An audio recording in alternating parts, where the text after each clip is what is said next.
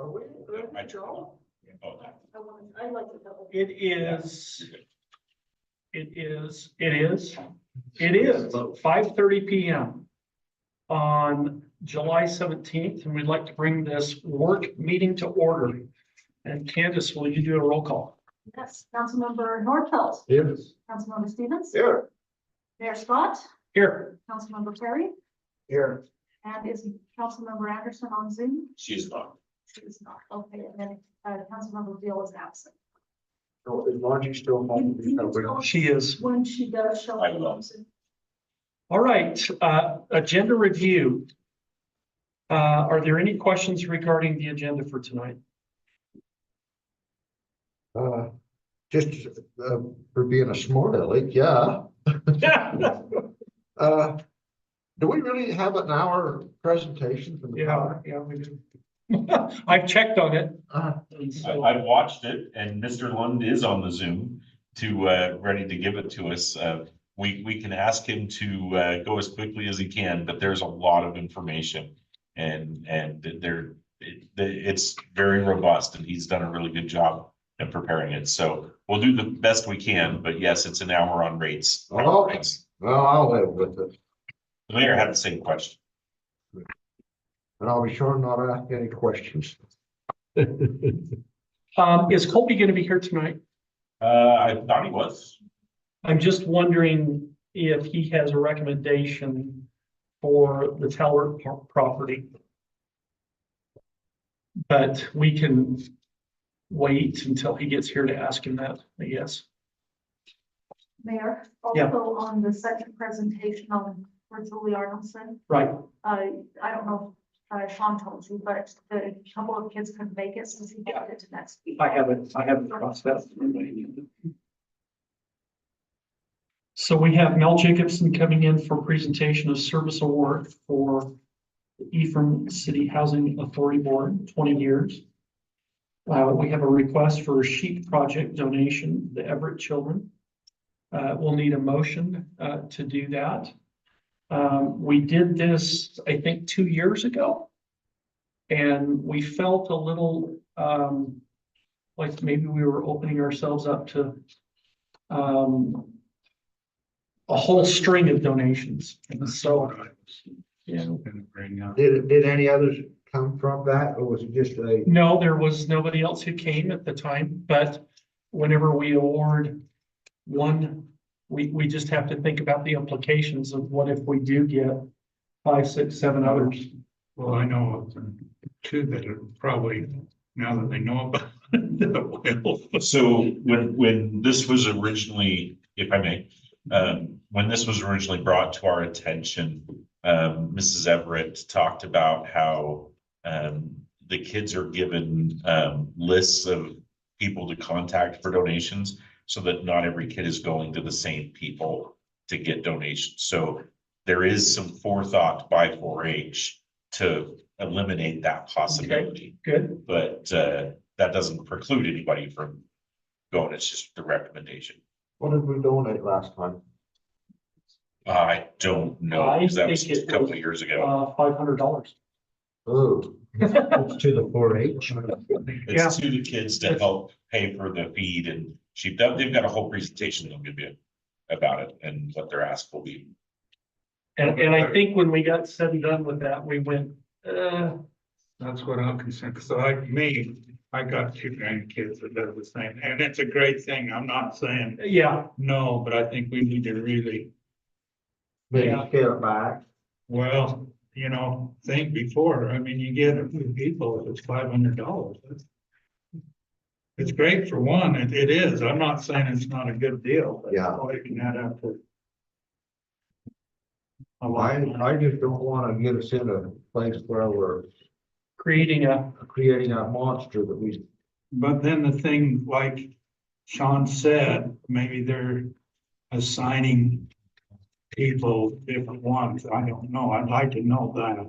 I believe that is the case. If that's the case, they might be going other places, they might not.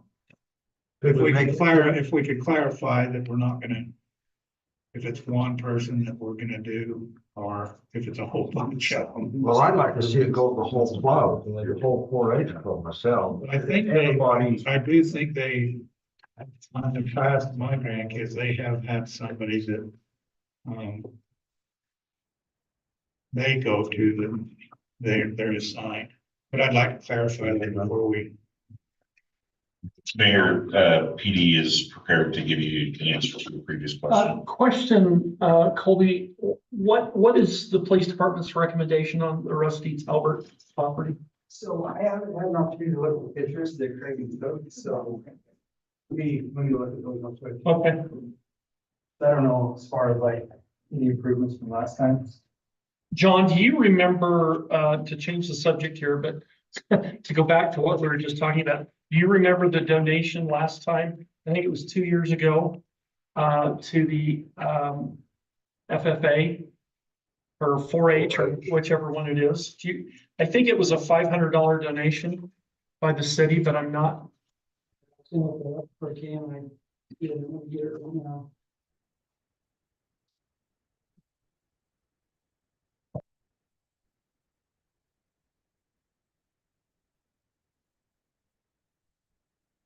But anyway, I think it's well taken what Chad has said and others about maybe creating a precedence, and that may not be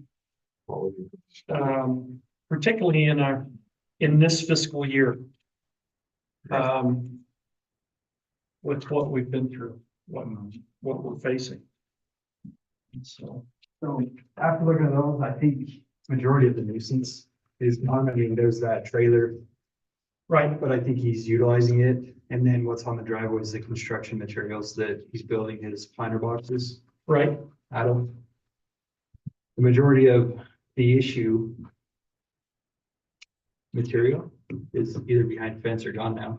Like it's not all those scooters and. yeah, And then, Craig had just tell me there's one truck that I think he uses That F-350 dually, it's parked in the driveway. well, it's parked on the street now with Oh, a is it? flat tire, but he has been using that one Okay, as his primary runaround truck, so I think the flat tire is just a temporary thing. okay.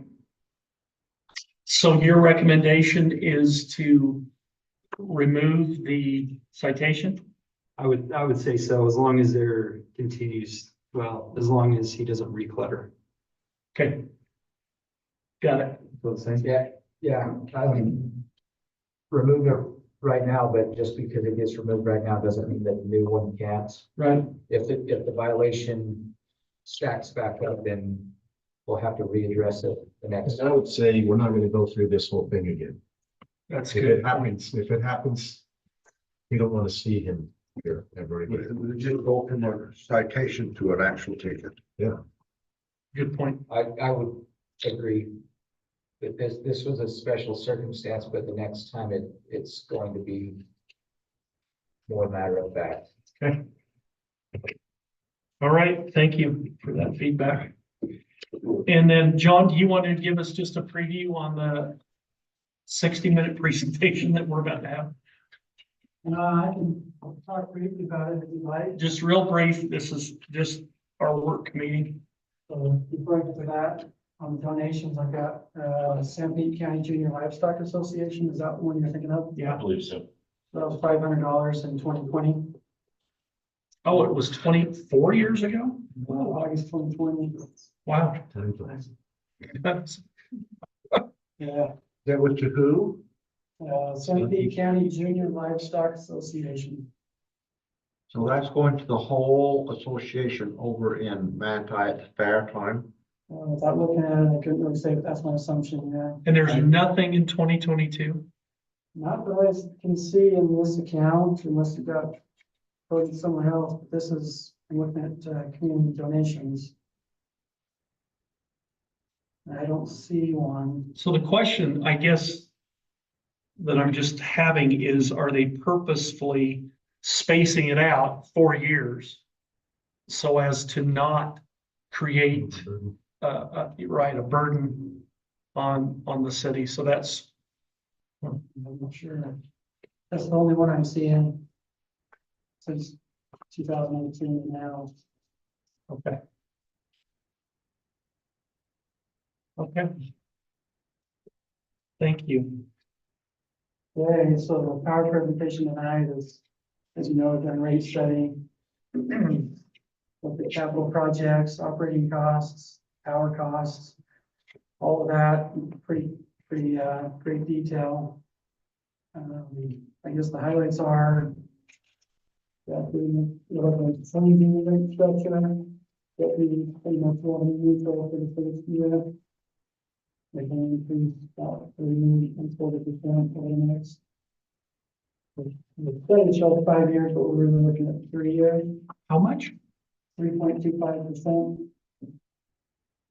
And then setting up, so right now we have a minimum amount. And that's just the first, like on residential, that's 50 kilowatt hours. That equals the minimum. We're going to go into a base rate, and the base rate is to cover the cost of the power department, and then changing the utility rate to match the cost of power. So that's not going to happen the first year, but plan is to over the next 5 years, transition that to the power cost is actually the cost of the power, and the base rate is the cost of the power department. And then we can adjust both of those as needed, up and down. And also looking at implementing the PCA, or a power cost adjustment. So we have a really high power month, we can adjust it for that 1 month, and then we go back to the regular rates. How does it look for this year? Do you know, for the power rates, or can we guess it? For the power rates, We have to buy. Corey's online if you want him to answer that question. yeah, we might have a better idea on that, but we've had a few things with IPP that we've had to pay, you know, we weren't register as far as the cost of power itself. And gas is down, and so the summer we got solar open out. So, but So Councilman Stevens, can you hear me? We got So you. our average power cost for UAMPS this year is looking around about 6.5 to 7 cents, which is up from what it used to be. It used to be about 4.5 to 5 cents. So we're a little bit higher than we was. And like John mentioned, that PCA that would come into play would help us out if we did have a higher resource cost from what we would have to buy from the market. So that's just why that PCA, and I think Chris will explain that a little bit more to you guys on how that works. But like I said, the average cost of our power is around 7.5 to 8 cents a kilowatt hour.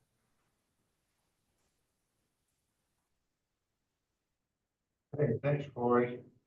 Corey, let me just ask you a question really quick. Sure. The proposed or the contemplated raise in Rocky Mountain power rates, will that have an effect on us? And maybe I'll let Chris answer that. I think he's online as well. He might be able to answer that a little bit better because I know we implemented that in there into our cost as well. So if Chris is online, I'll have him answer that. Yeah, good evening. This is Chris with UFS. Can you hear me? Yep, we can. So, Corey, can you restate the question again, please? I'm sorry. Rocky Mountain cost? Yeah. So Rocky Mountain has increased our transmission cost up to 45% on the transmission side. So, and I thought you'd implemented that into the rate, but I wasn't sure. Yeah, so what we did was, and we'll get into this, we have some detailed slides on it throughout the presentation, but just the quick answer is yes, we did account for some power cost increase. We assumed a 2.5%, so that should cover that additional transmission costs. But as you mentioned, Corey, if we move to a PCA method or power cost adjustment tool to help track those costs, we can keep up to date with those as well. And we'll be capturing those changes as they happen in real time and pass that differential cost through to the customers as it happens. But yes, we did account for that in the study. Okay, thank you. We look forward to your presentation, Chris. And Thank you. Corey. John.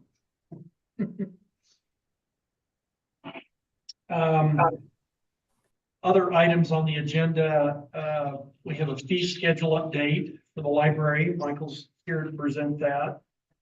Do you have any previews that you'd like to share with us, Michael, on that?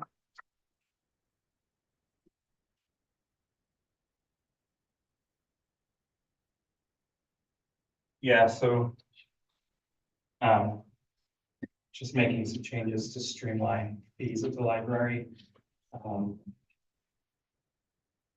And one of those is to switch the non-resident fee to a $30 fee because the cards are valid for 3 years. So rather than doing 10-year or $10 annual, making it you pay for the 3 years at once. Just to help us not have to track when cards are expiring and need to be renewed for non-residents. And then just cleaning up some other fees that have been either eliminated by past directors, but we're still on the schedule, or wanting to get rid of late fees on books as well, just to help with encouraging more patrons to come into the library and utilize the books and services. So Now, Michael, the $30 fee for non-residents, that isn't, let's say that a Manti resident ordered a book, for checkout through us, and we had it. And so they went to Manti to pick it up. That doesn't include that type of an exchange, does it? no, the non-residents would be non-residents of Manti, Ephraim, and Mount Pleasant. Okay. Because of the consortium. All right, great. Yeah.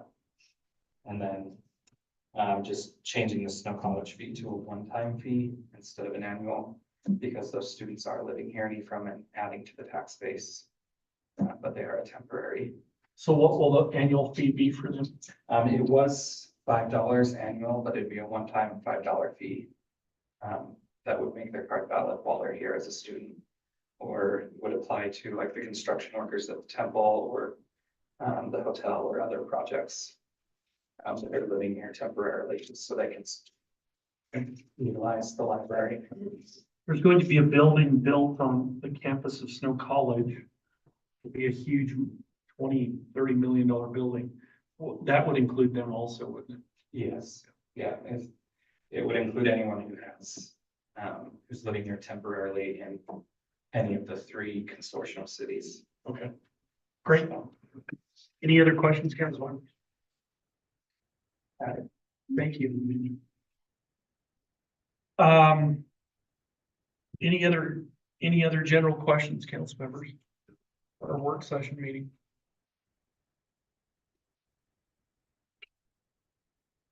Ryan, do you have any juicy information for us? We still have one more item on the work session meeting. Oh, yes, I'm sorry. The discussion of the bathroom policy. Go ahead, Sean. You're in charge of the bathroom policy. Sadly, yes. So what we had here, and I believe Candace has passed out to everyone, the email. This is State House Bill 257 from the 2023 legislative session, I believe, that went into effect on January 1 of this year. This is the bill, if you followed the news at all, that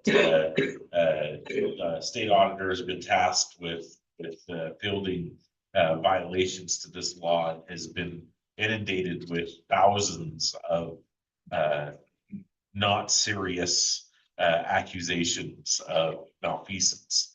And so, but as it is, the city has to comply with the law. And essentially what it is, broken down on the email that Candace printed out, we have to adopt a privacy compliance plan to address compliance with our duties under the law. For construction of a new facility, we have to ensure that new construction includes a single occupant facility.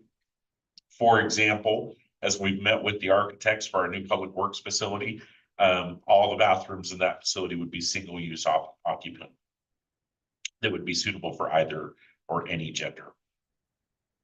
For existing spaces, we have to consider the feasibility of retrofitting or remodeling to include floor-to-ceiling walls on stalls and doors or similar privacy protections, curtains, or other methods of improving individual privacy within that facility area.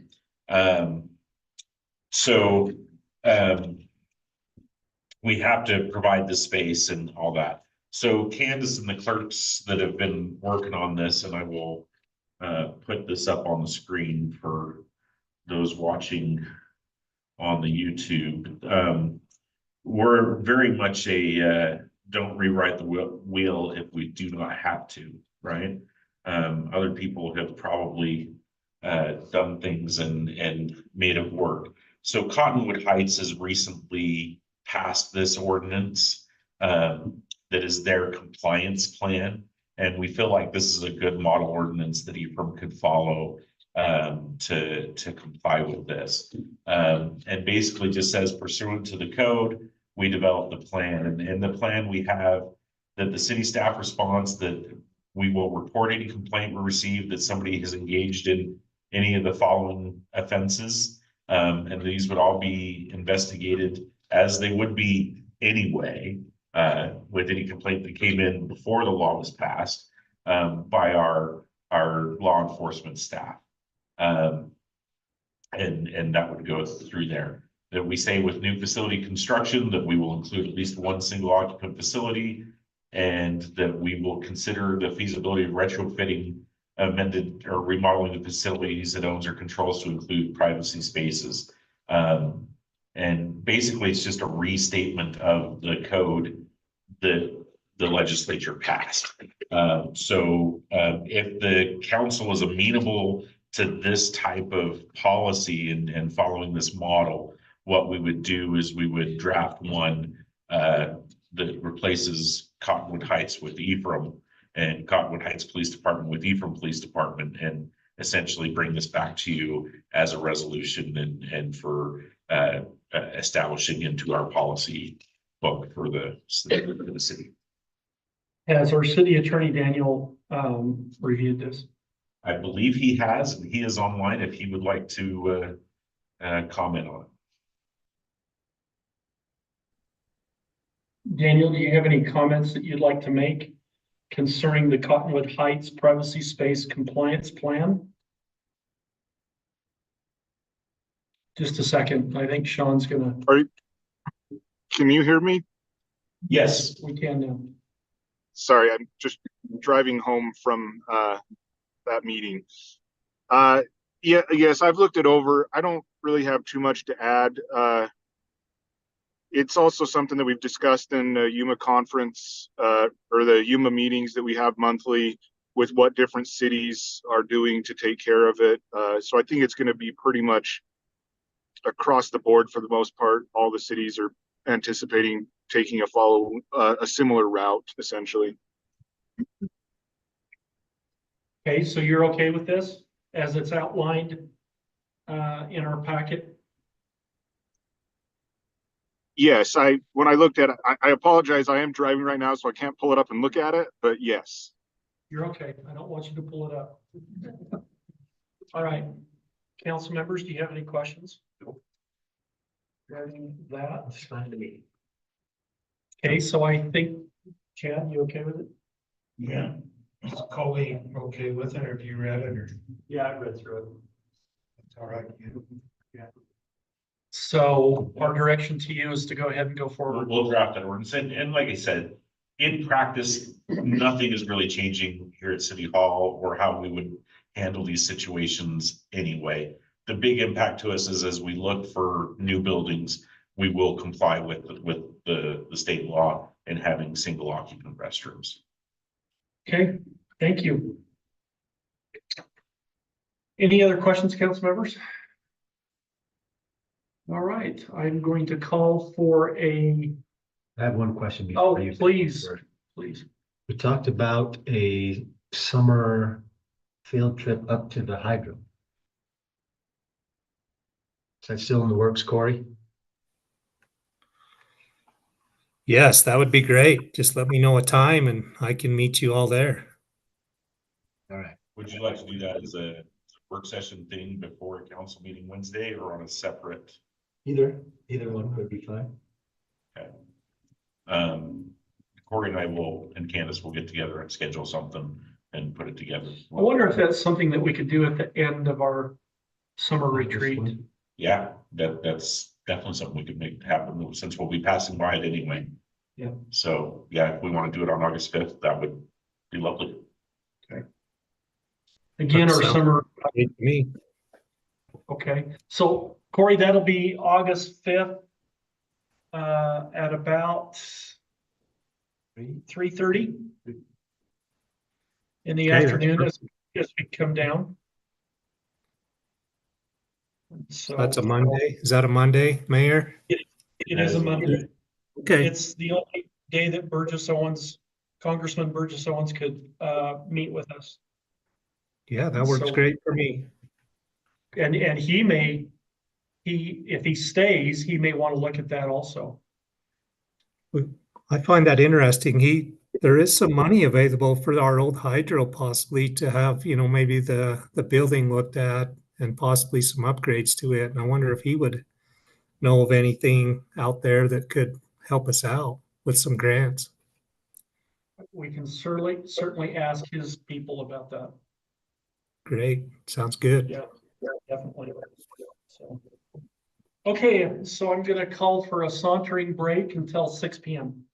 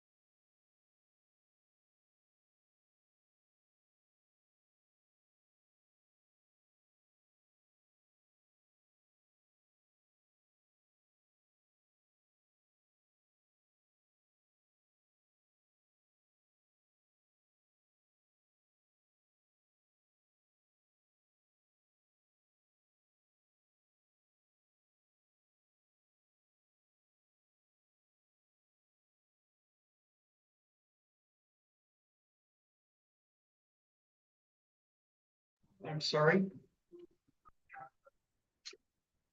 Now you. It is now 6 p.m. and we'd like to resume with our business meeting. And to call that to order, we'll have an opening ceremony, an opening prayer by Dennis Nordfeld, and a pledge of allegiance by Chad Perry.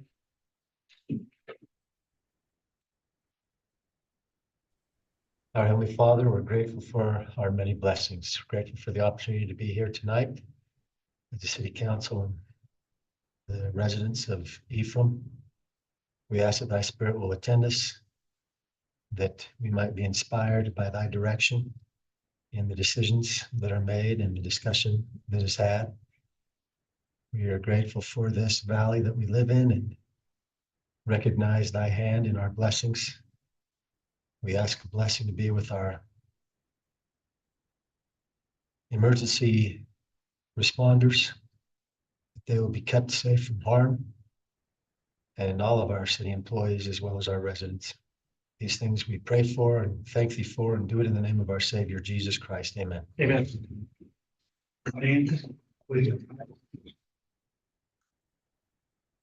I pledge allegiance to the flag of the United States of America and to the republic for which it stands, one nation, under God, indivisible, with liberty and justice for all.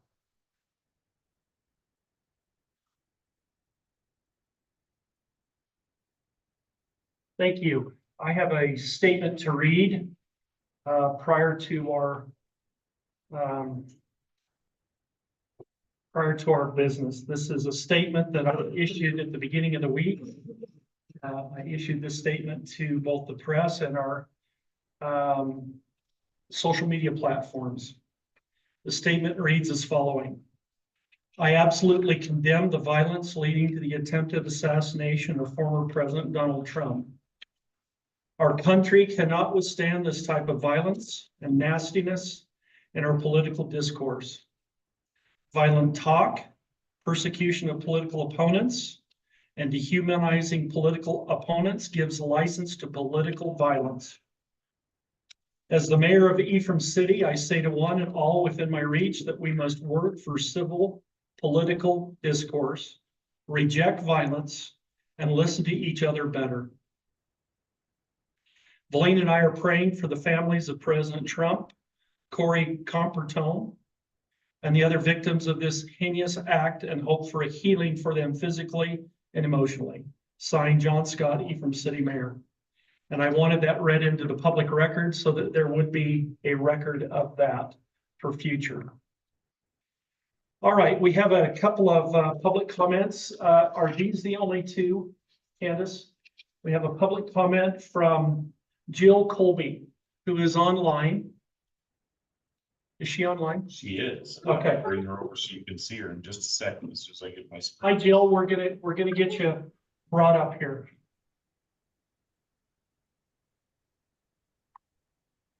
Go ahead, Jill. Yeah, thank you so much for having me. I just wanted to say thank you. Thank you for putting on that active transportation workshop with Bike Utah. The rec director, Jordan Howe, I think I see him in the audience, but I'm not sure. But he did an excellent job, and we're really, really grateful for that.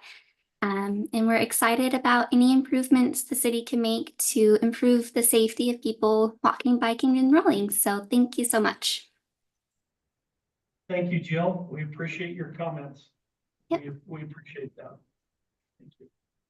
Our next public comment is from Kyle Perry. Kyle, if you'll come up and just state your name right here. Kyle Perry. I just want to bring up an issue. I live down on 300, close to 300 North, 200 West. I have a video that Sean said that he would play. Just a little bit about the video. I put them together. These are video clips of traffic that's went through. All of the incidents here, I've been outside and seen them, either, or maybe my wife or kids or something. I don't sit there and watch my cameras. These are the ones I've noticed, and they're not duplicates. Some of the cars might be duplicates, but they're not duplicates. And so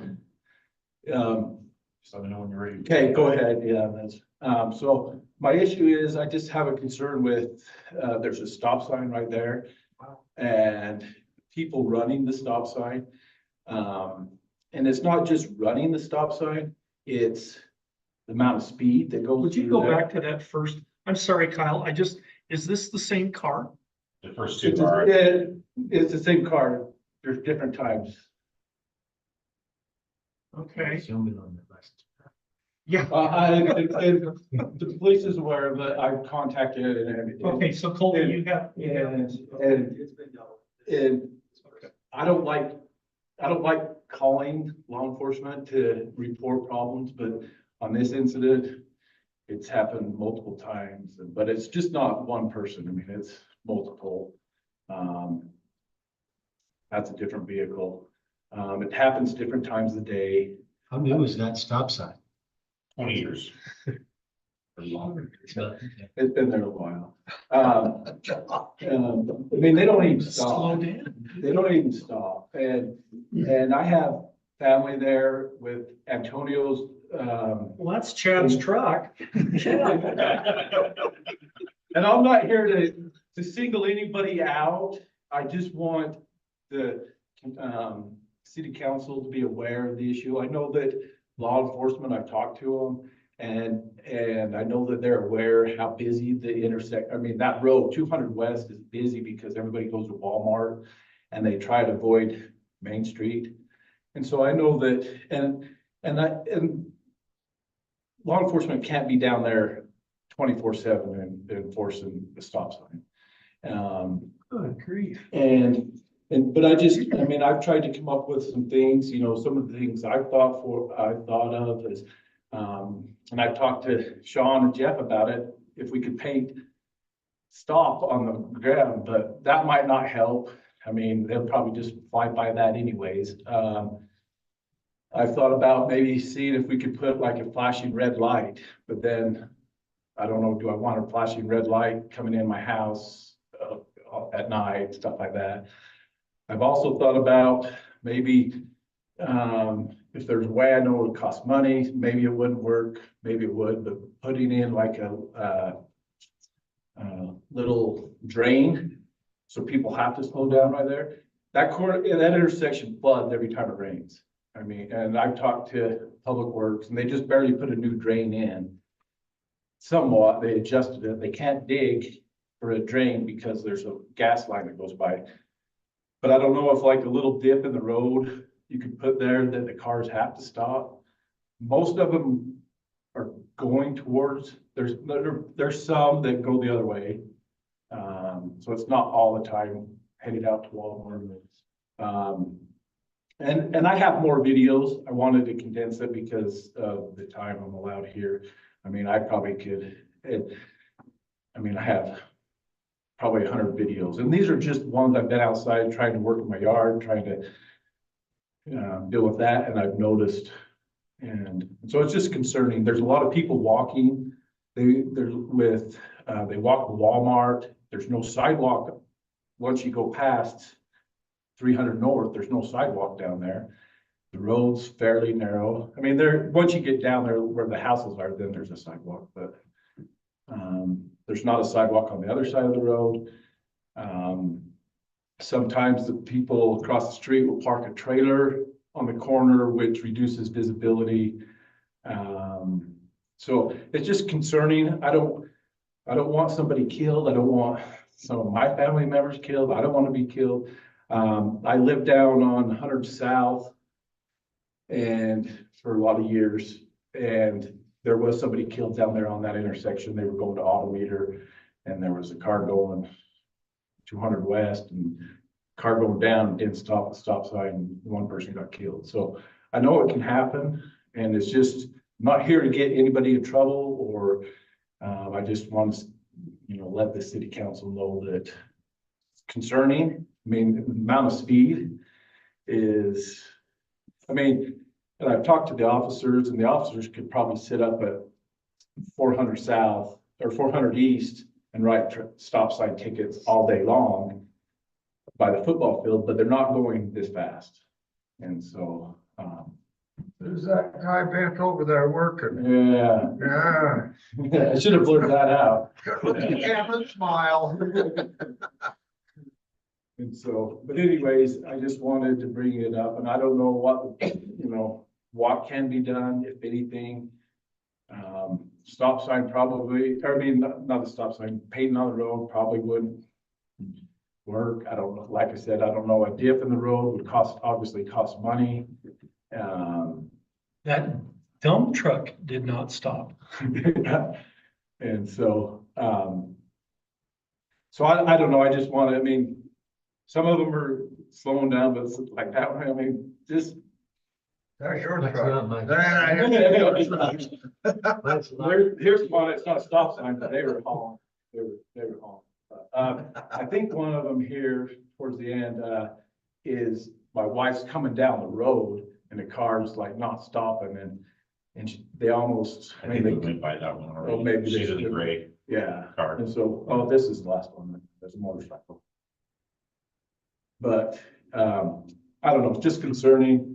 I don't know if I have the right answer, obviously, but I don't like to contact law enforcement every time that somebody runs a stop sign. That's not, I don't want to do that. I want to take time from them, but I also don't want, and I know they can't be down there monitoring it all the time. I know they're aware of it and they've been down there, but I don't know. I don't know if you put a speed bump somewhere. I don't know if you, I don't know. But it's just concerning and I don't want somebody to get hurt. Thank you, Kyle. Thank you. Thank you. Chief Zeman, could you talk with Kyle and maybe if we could look at some type of remediation of what we do there? Is that okay? Yeah, and some of the things in our office that we, since, Kyle's made us aware of it, is obviously our enforcement citywide, right? But we have focused enforcement being, 200 West. Because we're seeing, like you said, we're seeing so much traffic on 200 West. I was at Maverick getting fuel the other day and Alan Kiesel talked to me about speeding down there. So we put the speed sign down there, trying to get it up and going because it's currently not reading speeds. But one of the things we've talked about doing is a blitz down in that area. Just to bring awareness to that stop sign. Is it, you would think the stop sign would be enough, but people start getting citations. I have asked officers to spend more time down there, when they're available, which I think they're trying to do. Yeah. So it's definitely concerning for us. The problem is like back when I was patrolling, it hardly ever happens when we're there. Right. You know what I mean? And whether it's a marked vehicle or even if we try and disguise our vehicle, we could sit there for an hour and not have one. Yeah. And then there could be 5 the next hour. So it's just catching the right people at the right time. Right. So, but yeah, I'd love to sit down with you. One idea that came to my head was the one that you were like, I don't know who like that, is they do make those powered stop signs, that have LEDs around them. Right. That flash, and I don't know if we could get one that's continuous, that's not so annoying or what, but I agree, something definitely needs to be done. And in the short term, we can try and do a blitz on that, and like I said, hopefully we're productive at it, but we may sit down there and get done. And that's the thing is, and I don't expect law enforcement to be down there patrolling it because that's how it is. It's just sometimes, I mean, it's just hit and miss at different times. And these are just the times that I've been out there. I mean, I probably could go out there on Sunday and everybody go to church, but these are just the times that I've been out working in my yard and I've noticed it. And so, that's the concerning part. I don't know what's going on when I'm not watching that, but I don't expect law enforcement to be down there all the time because it's just it can be hit and miss. Right, and even, not to give you a task, but we can even bring awareness on talking to these people. You know what I mean? If you can have that video evidence and you get a plate number, we may not know who's driving the vehicle, but we can go talk to the household, right? And I know you did, and it didn't turn into, it wasn't a very good experience for me, and I don't like to have to do that all the time. Right, I would want And so, but yeah, I can do, and the reason why I brought it, because there was an individual that had video 7 times. And so they've talked to him and stuff, but it's still not something I'd like to, everybody mad at me because I'm complaining about them running the stop sign. I don't want that. Something bad's bound to happen one of these times. Right. They could consider like rumble strips.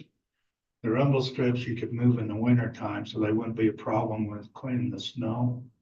And maybe not every stop sign, but you might move them around a little bit, you know, to different places, just so people, you know, run over the rumble strip and, oh yeah, there's a stop sign, I better stop. But then you could move them around town to different spots. It's just an idea. Is that something we can get through Public Works? I would imagine it'd be just like you see out on the highway when they're, They do those temporary ones that you can drill. yeah, you know, they set them out on the highway and you, Yeah. to warn you the lanes. But that way you could move them in the winter time and it would be a. I think there's definitely some options on marking and signage, the LED signs we could look at. We also probably ought to look at the, just where the stop signs are placed throughout the city. Because I think there's a level of complacency where 90% of the back roads of the city are yield signs and people tend to just go through them really quick. Brian's got a couple ideas of, you know, bigger stop signs, paint stop ahead, or have a stop ahead.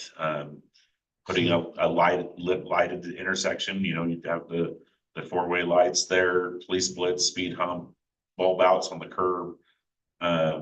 So there's lots of different ways that we could go about it as we go. That might also be a great topic for a future city council newsletter message. So Kyle, we're gonna work on it. Okay, and I appreciate that. And just maybe in future planning, some of these roads, maybe when they're developing the roads, they can put little dips in the road. I mean, I went to Moroni to watch the fireworks on the 4th of July, and some of those roads, can't remember the exact road, but we'd go up and they have a little dip in the road every block or every 2 blocks. And it's pretty hard to get going fast because you gotta go through these little dips. And so maybe in the future, you know, if there's subdivisions going out, maybe they can incorporate those dips so they can slow them down. I don't know, just ideas. Thank you. We'll go to work on it. Under possible action items, presentation A1, Mel Jacobson presentation of service award for serving on the ECHA board over 20 years. Lorna. Mel is not here. Darn. I sent him a text and he, anyway. And he said he wasn't coming. And he said, I think I'm going fishing, but I will see if I can get back. Anyway, I just wanted you guys to be aware of the service of Mel Jacobson. He has been the chairman of the board of the Housing Authority for 20+ years.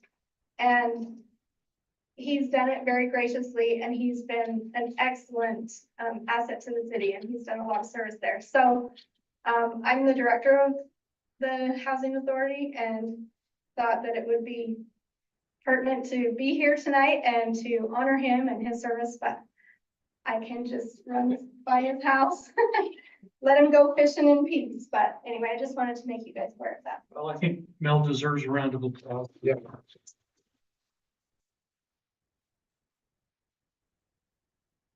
Item 2 under action items, presentation is going to be rescheduled. We'll go to item 3, request for sheep project donation, Everett Children.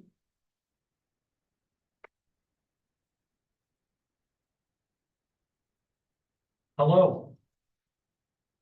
Look, they've all got big belt buckles. Hi, my name is John Everett, and these are my brothers. I'm Roy Everett. I'm Wally Everett. And I'm Nelson Everett.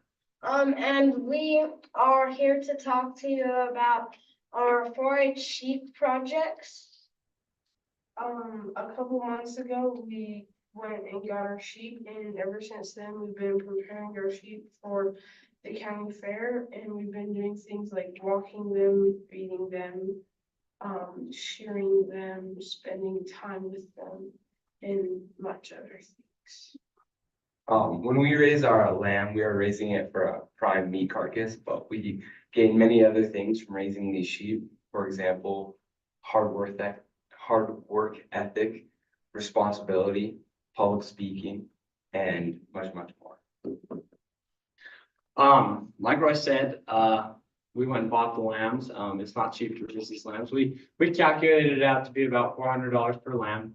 And what we're here to talk to you guys about today is a request for a donation to each one of our lamb projects of $100. And we'd love your support. So thank you for your time. Do you guys have any questions for us? Is this for you individually, or is this for a group, your 4-H group?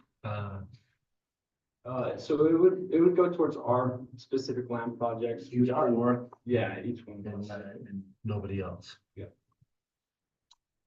believe that the donation is made to the 4-H or the livestock, right? Yeah, so We don't cut a check to you guys. yeah, so how it'll work is, if you guys do decide to donate, it'll go out to the livestock board.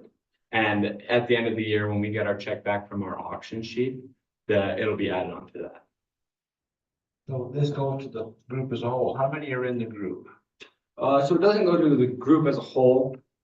It goes to the livestock, and then they'll send it back to us at the end to make sure that we're doing what we're doing. So you guys aren't just handing us money. But it would go between the 4 of us. So it'd be split up, and what you're requesting is $100 each? Yeah. Okay, so it would be split up between the 4 of you. Yes, sir. So do you know if, is there other people that can do the same thing you're doing, come to the city and ask, or are they assigned different groups to go ask for donations? So Or do you- how it works is there's like each family gets a list of places that they can go and ask for boosts. And you guys just happen to be on our list.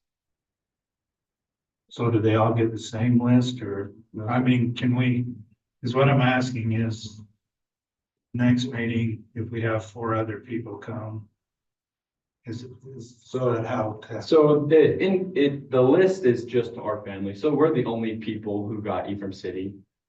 So there won't be anybody else coming to ask you guys. We have had that problem in past years, but they've worked that out. So we will be the only people coming in asking you guys for boost money. Because we want to be able to treat everybody. So other members of your group, is it the Salt Lake, or is it the Sanpete County Livestock Association? Is that what it is, or something like that? Yeah. And other families are going to other places, other cities perhaps in Sanpete, requesting similar things. Exactly. Yeah. So other young men like yourself, Or women. or women, yes, whichever, thank you. Within the county are doing this, do you have any idea of the numbers, what kind of numbers we're looking at? My guess will be around 50 kids in the county doing this. So we do sheep projects, we raise lambs to be sold, but you can also do pigs or cows or goats. So between the 4, there's quite a few kids. Yeah, there's a lot in the sheep, nothing more than my grandkids are involved in it. And it is a big deal. They really learn an awful lot. I was at the auction last year. They generally, the people buying the finished lamb, the lambs that seem to support very well. It goes way above market, doesn't generally, but Yes, for sure. Generally, they have some different groups that come in to buy them, like IFA and something, yes. the banks.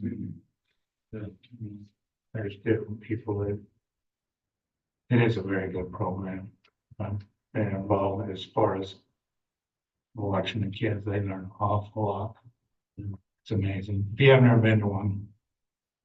You know, I have it's lambs. it's pretty exciting to go watch them show them lambs. It's kind of a rodeo sometimes, but And that happens at the fair, Yeah. the county fair that you show, Yeah, and then the auction comes after that. yes. But they have to weigh them in, check them in and weigh them in, feed them. And there's a lot of, they're involved. They have to walk them. They walk them. If you see my grandkids, they walk them out by the cemeteries. They're practicing that. Yeah. Practicing, tame them down a little bit. So how many sheep do you each, how many sheep do you have? One. Just you each have only one lamb? They're raising.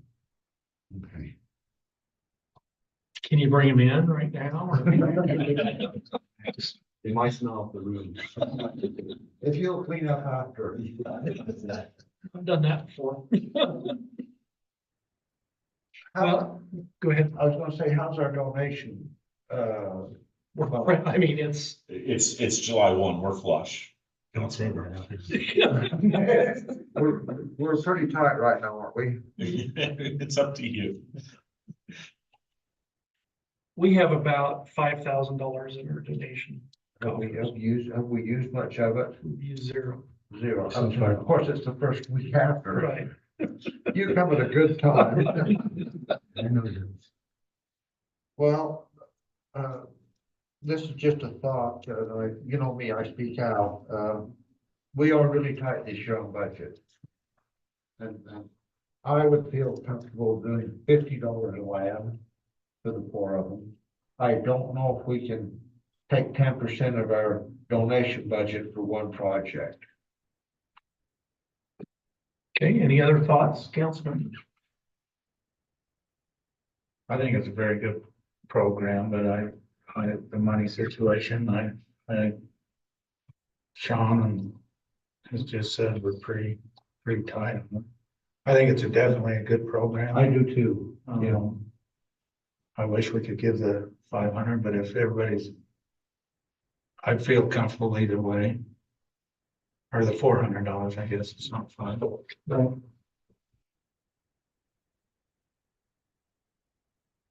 I wish I knew what we had coming up. I'd say go for the 400. Well, we generally, in the past, we've had, boy state, girl state. They have not come to us in the last 2 years. Well, since COVID. We have not had boy state and girl state come to us. We have, Miss Ephraim. Does that come out of donations? That, Miss Ethan? Yes. Not the pageant, but the scholarship, I believe, comes out of that. But that's a separate budget item though. We've had just several different people appeal to us.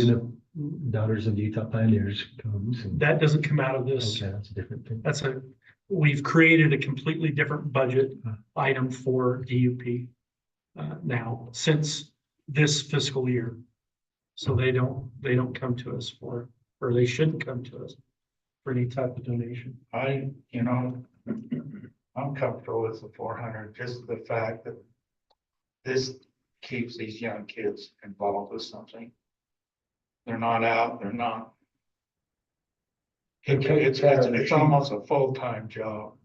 It's been 4 years They do it. since this organization has come to us. I agree with you, Chair. And I can support that. Case.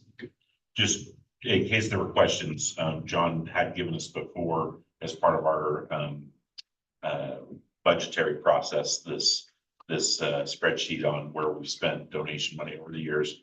So, and it's listed by fiscal year, and I haven't sorted any of this, but in 24, we had To Ability First, the Manti Trail Builders, Manti Telephone Company, that's for their summer movies stuff. Granary Arts obviously gets some school donations. We've donated to Manti High, Super Booster, the Snow Athletic Department, each of the last several years. So this is just a basic summary of where the donation money has gone. And obviously the orange is Granary Arts, which is outside. We need a motion for this. We do this. I shouldn't have a conflict, should I? No. It's not. No. It is a very good program. Yep. It is. I move that we give $100 per lamb, to each of these 4 young men. And I will second that. Okay, motion made by Councilmember Nordfeld, second by Councilmember Stevens, all in favor. Yes. Yes. Okay, so, $100 each. And so if you want to come by, Ephraim City, Jonathan Knudsen back there will help you out with that. And, we're happy now. Now when you're, Is it all right if we shake your guys' hand? oh, we'd love it. Blue ribbons, that's what we expect. That's what we want, is blue ribbons. Thank you very much. Thank you. Thank you. Thank you. Thank you. Thank you, Mr. Butler. Hey, Mayor, that was Thank it. Thank you. Hey, I thought it was public speaker. You do pretty good. Mayor, Yes. this may be a little overstepping, but we ought to ask them to come back after the fair Please. and report on the success of their sales and how they did. We'd love to have you do that if you'll do that. Okay, thank you. With some pictures. And you get to sing too. Barbershop quartet. Okay, moving on to item 4, power rate study presentation via Zoom. Corey Daniels, Sean Lewis, John Newsom. Go ahead. So let me pull up the presentation. We've got Chris Lund, is the consultant we've hired to do this rate study. And so we're going to let him lead out on much of the presentation. I just need to get, so we share the screen so everybody can see it. And then we'll let Chris go ahead. And Chris, just let me know when you want to have me advance the slides. Yes, good evening. This is Chris. Can you hear me okay? Yeah. Well, first of all, I want to really recognize those 4 young men and what they're doing with their work with those sheep. And it was very heartfelt, and I really appreciate the fact that you're supporting those fine young men. And I do have coached over the years young men and women in a variety of sports. So I really appreciate the point that was made earlier about keeping the youth engaged with some productive things. So I really respect and appreciate that to hear that. I would also like to comment that I think their presentation was much more engaging than I think my presentation will be. So I hope that you can stick with me on this financial review of the electric department. So with that, again, my name is Chris Lund, and I'm with a firm called Utility Financial Solutions. Our company specializes in doing financial and rate studies for municipal utilities, primarily electric departments across the country. We work with many of the UAMPS members, just recently working with cities like Monroe, with Spring City, Beaver City, Parowan, just to name a few. So we really enjoy and appreciate working with the Utah cities, particularly the smaller towns. I really enjoy working with staff and councils and board members around the state of Utah. So thank you for that. I did want to just recognize the fact that Sean, Corey, and John have all spent numerous hours going through all of this study with me. So I really appreciate their help throughout the process, and would welcome them to join in on this discussion and presentation to help bridge the gap between maybe how I might present or explain something versus how they may have a different approach or view on how to explain something. So with that, I did want to just give, I know somebody earlier mentioned, do we really have a 60-minute electric presentation planned? And what is the essence of that 60-minute presentation? So I'll try to give a 2-minute description here of what we're going to be covering over the next roughly 30 to 60 minutes of these detailed presentation slides. Essentially, what we've done is a financial study of your electric department. And based on that study, we have identified the need to keep you financially healthy to do a series of annual rate increases of 3.25% each year over the next 3 to 5 years. And with that, just as a summary thing, the biggest concern will be, well, how does it impact our customers? Well, you'll see in subsequent slides that on average, the residential bills would go up in the neighborhood of anywhere from $2.50 up to about $3.50. So call it roughly $3 a month per residential bill over the course of these rate increases. So that's the summary view of the next 30 to 60 minutes. So with that, is there any just general discussion or questions before I get into the detailed slides? I have one, Chris. Does that include the rate increase that we had at the beginning of this year? It does. Yes. Okay. Yep. Thank you for that clarification. As a part of the study, we did include what you've done with rates most recently, and that would include what you've done to this point. So when we look at your financials, we look at quite a few key assumptions and indicators. We look at all sorts of numbers in terms of your revenues from your customers that you bill for your electric services, your expenses that it takes to run your electric department. And we break it down into what we call significant assumptions here. And we look at a couple of key indicators. And you can see in that first column there, we have fiscal year. So your electric department's fiscal year starts on July 1st of each year. So we just started the first month of fiscal year 2025. So you can see we list each year 2025 through 2029 in that we're anticipating or recommending you consider a series of 3.25% rate increases overall each fiscal year to your electric rates. Within that assumption, it is assuming a 2.9% general inflationary pressure on costs, ranging from material costs to labor costs to whatever it takes to run the electric department. We're assuming that 2.9% inflation. We're also assuming that your purchase power costs from UAMPs, you primarily buy most of your power through UAMPs, as well as some supplemental power, some hydro. And in future slides, we'll talk about some potential new power generation with a possible natural gas plant and an additional possible community solar garden. So under this study, we assumed that general power supply would go up on average 2.5% over this projection. And then the last two columns are related to what we think we're anticipating the electric department spending each year on improvements, or what we generically call capital improvements. So those would be things like poles, wires, transformers, so on and so forth, to keep the electric department functioning properly. So here's a detailed list that staff has provided over the years in terms of where those numbers would be spent.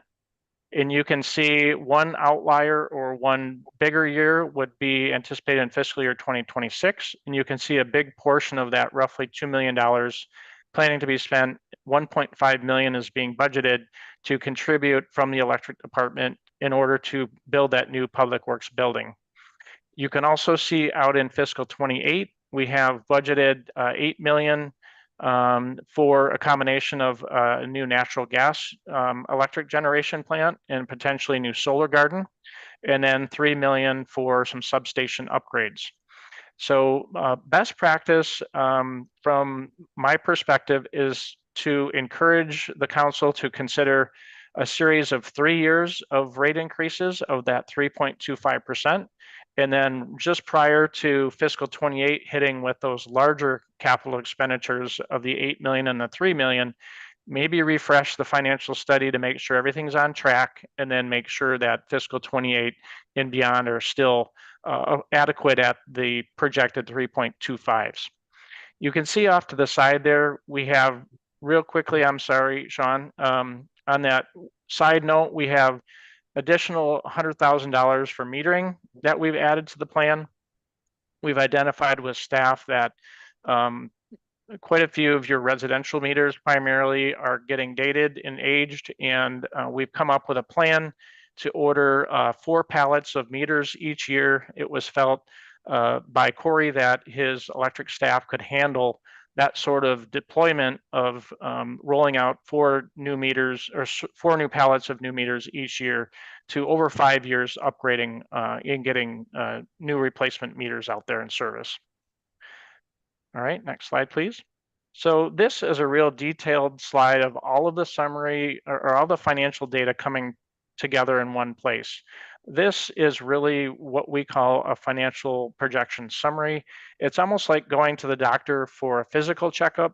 This is the screen that we use in our financial checkup to make sure that the utility, the electric department, is financially healthy.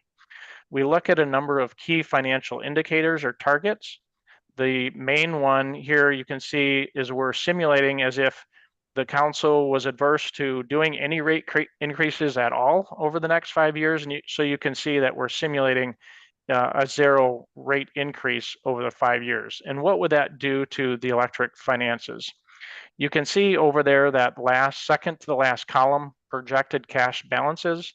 You can see if we don't raise rates, it's projected that out in 2029, you would about get down to about a 0 cash balance. You can see now you have somewhere in the neighborhood of just under $4 million in the bank for the electric department. We would like to see a hold at a minimum at the end of the 5 years, roughly 2 to 2.5 million. So with this plan, we would certainly not be meeting that cash in the bank to be able to support things like paying your electric bills, paying your staff, doing these capital improvements, and keeping your system running smoothly. You can also see that the adjusted operating income would continue to go down and go negative, so you'd be operating at losses. And that the debt coverage ratio, which is a measurement of if you have debt on your system, can you pay your debt payments?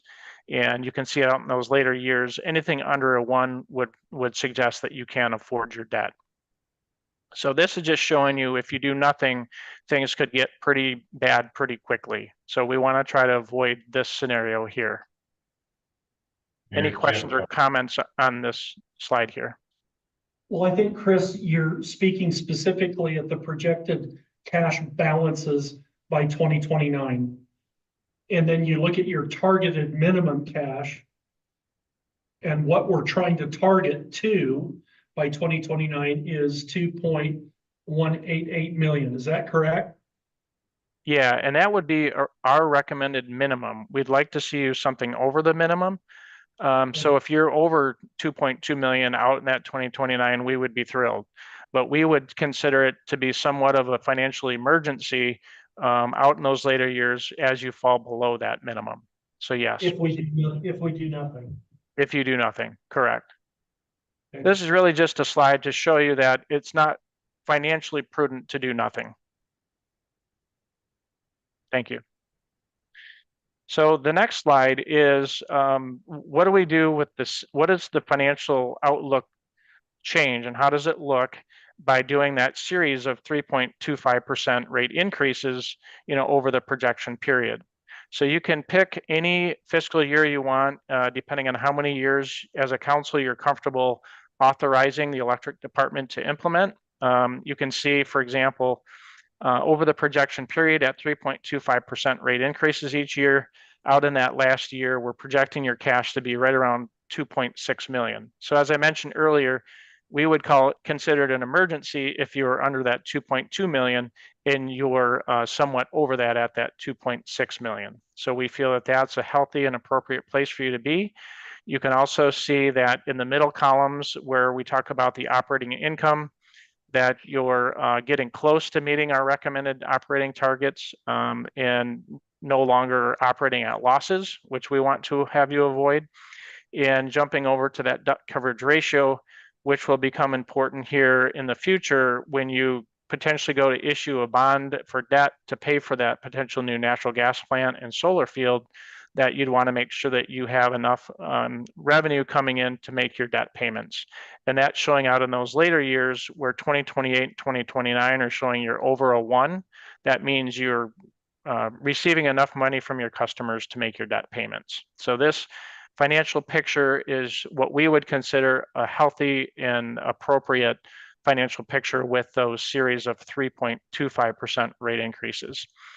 I did want to point out, Oh, go ahead. Chris, we have a Mhm. question for Councilmember Stevens. Have you looked at anything other than the 3.25%, like say, for instance, 3.4, to see if that would put us in a little bit healthier position, even than what you're projecting here? We could certainly do that. Honestly, when we do our studies, we try to balance. How do I say this politically correctly? We try not to come in with a solution that we feel we have to negotiate and back down from. We'd rather come in with what we feel is kind of an absolute ideal to keep you healthy in all these areas with minimizing the impact or the shock to your customers. So we always balance keeping the utility financially healthy with also being sensitive to your ratepayers. So to your point, we certainly could model a 3.4 and look to that. Matter of fact, I could do it on the fly here if you want me to do that. I do have my modeling right up here on my other screen.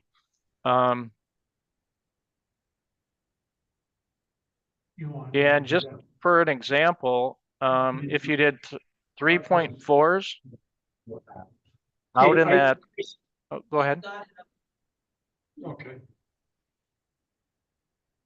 Go ahead, Chris, with your modeling at 3.4. Yep. So if you jump down to the 3.4s, you know the bottom number that we keep referencing of that ending cash balance in 2029 of that roughly 2.6 million. At 3.4%, that would be $2,721,651. So it would increase that by about 100 and what is that, 125,000 at the end of the 5 years by doing a series of 3.4s instead. So one thing I'd like to point out here, you'll notice that there's the highlighting here.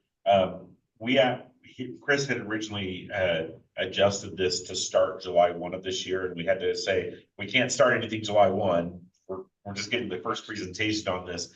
So this first rate increase, we delayed until January 1, and then you would have a second one in July of 2025 to count for that fiscal 26. So that originally, when Chris presented this to us, it was 3% across the board. But in delaying the first 6 months of 25, that's when we moved it to the 3.25s, just to make sure that we could have time to implement it. Because once you're not taking action on this tonight, this is just a presentation. By the time we did take action, it would be September, October before that rate increase could actually take effect. Once we got all the programming and everything done on it for the bills. So. Yeah, thank you for that. Thank you for that, Sean. Great point. So is there any other discussion or questions on that summary of showing how those series of what we consider inflationary type increases would allow us to stay financially healthy as an electric department? So if there are no other questions or discussion, yep, thank you. The next slide is intended to sort of describe once we have the plan to raise rates by, let's say, the 3.25%, who's paying that 3.25%? And we want to describe and kind of share from a electric utility billing perspective, we group your customers into different groups or what we call classes. And essentially the main types of electric customers are residential or typically housing customers, and then commercial, which would typically be your businesses in town. So of your residential rate, what we call in the billing system 101, that's your main residential electric rate. In your commercial rate 112, that's your commercial three-phase. Those are your two main residential and business rates, and they represent, between those two billing rates, represent 80% of your revenue for the electric department. There are a variety of variations of different residential and commercial rate structures in your billing system, and they're primarily to accommodate for things like customer installed solar and various sizes and uses of commercial customers. So basically offshoots of the regular residential and the regular commercial rates. So we thought that would be a good general description of what is a rate customer, or what is a billing code, what is a rate class. It's just different customer groups. So here is the detailed listing out of the billing system. What were the actual rates that you have in your billing system? And you can see there's a variety of them, but if you really look at each one of them, it's pretty much either a residential bill or it's a business type bill. So in the plan that we have here, if you do move forward and approve the series of 3.25% rate increases, we have to decide with staff and with billing how to apply the different rate components to each rate class, so each customer will know how much their bill will change by. So you can see in order to obtain the 3.25%, which is that target along the bottom at the totals, you can see how it's predicted to impact each year for each type of billing customer. So it varies anywhere from roughly 1% to a high of almost 7%. But on average, it gets us in total the 3.25% over each year. So on the next slide, we talk about what are the different billing components. When we set up those different rates, we primarily have different components on the customer's bill. One is called a monthly customer charge, and that's intended to be a fixed component on the bill. That would be intended to go towards some of your fixed operational costs, like customer service, meter reading, billing, some operational cost. In other words, non-power supply or non-UAMPS bills. The next charge is what we call a kilowatt hour charge or an energy charge. And that's actually a charge that's applied for how much energy usage a customer uses on a per kilowatt hour basis throughout the month. And that would be intended to try to recoup those power supply or those UAMPS bills. The next one is something called a customer peak demand or a KW charge. And what a KW or a peak usage charge is, where a kilowatt hour charge is the amount of energy a customer uses over the month. A KW is the peak usage that a customer uses in a given month. So it would be the exact moment in time that the customer turns on all their lights, turns on all their appliances, turns on any electrical appliance that is drawing the most power at one given time. That's considered the peak KW or peak demand. Currently, most of your larger customers, your commercial customers, have that peak KW charge on their bill, where most of your smaller customers and residential customers do not have that. That is one billing component that is recommended that you consider in future studies, that we maybe evolve the billing components on all customers to include that KW usage. And that would be to try to recoup the rest of your fixed costs for the electric department. In other words, the rest of your non-UAMPS costs, your O&M, your salaries, your operational costs to upgrade your systems and maintain your systems. And then the last component is something called a PCA or power cost adjustment. That's that component that tries to monitor and account for those varying power bills, so that, as Corey mentioned earlier, we've seen the average cost of power go up over the years. It used to be at 4.5 to 5 cent range, was creeping up to the 6.5 to 7 cent range, and it's not too uncommon to start seeing it more in the 7.5 to 8 cent range. So when we set rates, we assume that your power costs are at a certain point. So let's say it's at that 8 cents right now. So what the PCA would do is we'd track power costs, and if power costs go up, let's say to 8.5 cents, we would put that half cent on the bill, where the other billing components would already have the 8 cents in it. So it's almost like if you have a trucking company and you have a fuel rider or a fuel cost adder. As cost of fuel goes up, you have a small additional charge you add to the bill to accommodate for that higher fuel cost. And that's the idea behind that PCA. Chris, can I add something to the KW usage? Absolutely. Yep. Demand. Right now, our meters, I think we have some meters that are able to track that for our customers. If you recall, a couple of slides back, there was that $100,000 to upgrade meters. The idea is that those meters would be able to track peak demand on a household basis or on a meter basis, so that we could right now, we can't implement this type of charge. But if we get new meters on, then we could implement this type of charge. Yep, thank you for that, Sean. So the next one starts to get into a little more detail on the different customer components, the billing components. And remember I said there's a customer charge, a kWh energy charge, on some customers that peak kW charge, and then the PCA charge. This chart talks about that fixed monthly customer charge. Now you can see right now there's 3 columns here on the different rate schedules. And let's focus right now on that first one because that's your main one. And that's the one that almost everybody's concerned about because it's your residential bill. Currently, your current rates, published rates, are $9.25 is applied to the monthly bill as a minimum charge. Now, the cost of service in our study or in our analysis suggested that that should eventually go up to $17.29. So the plan that we've come up with slowly evolves you from the $9.25 eventually over time to get close to that $17. But as we do that, you'll see in subsequent slides, we also try to reduce that kWh charge so that all things being equal, we're not double charging the customer for that.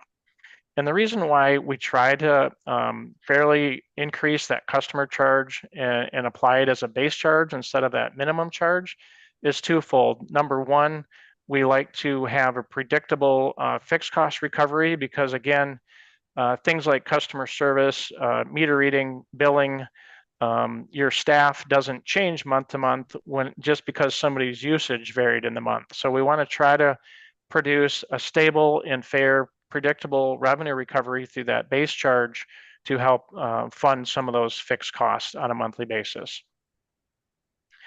So one thing I did hear John describe earlier in the presentation today that he mentioned that the customer charges were exploring and recommending that that be changed to a monthly base charge instead of being applied as a minimum. And why don't we speak to that now? So currently at $9.25, let's say a customer uses 0 energy. They don't use any energy at all for the whole month. Their bill would be $9.25 because it would look to say, hey, did the customer use anything? If not, they're still going to pay $9.25. Well, then it looks to the next customer and says, well, this customer used 1,000 kilowatt hours, and I'm going to multiply their rate times 1,000, and that energy portion of their bill is over $9.25. So I'm not going to charge them the $9.25. I'm just going to charge them the energy charge. So in that case, the only people actually paying these monthly customer charges are your low users right now. And best practice in the industry is to charge it as a base so everyone pays and contributes to that fixed cost recovery, not just those low users.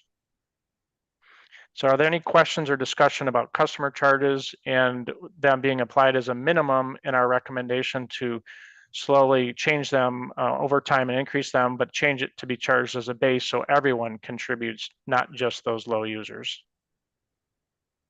I have a question. What about the homes that are outside the city limits? You have commercial in county, but are they paying the same as the residents or are they paying more?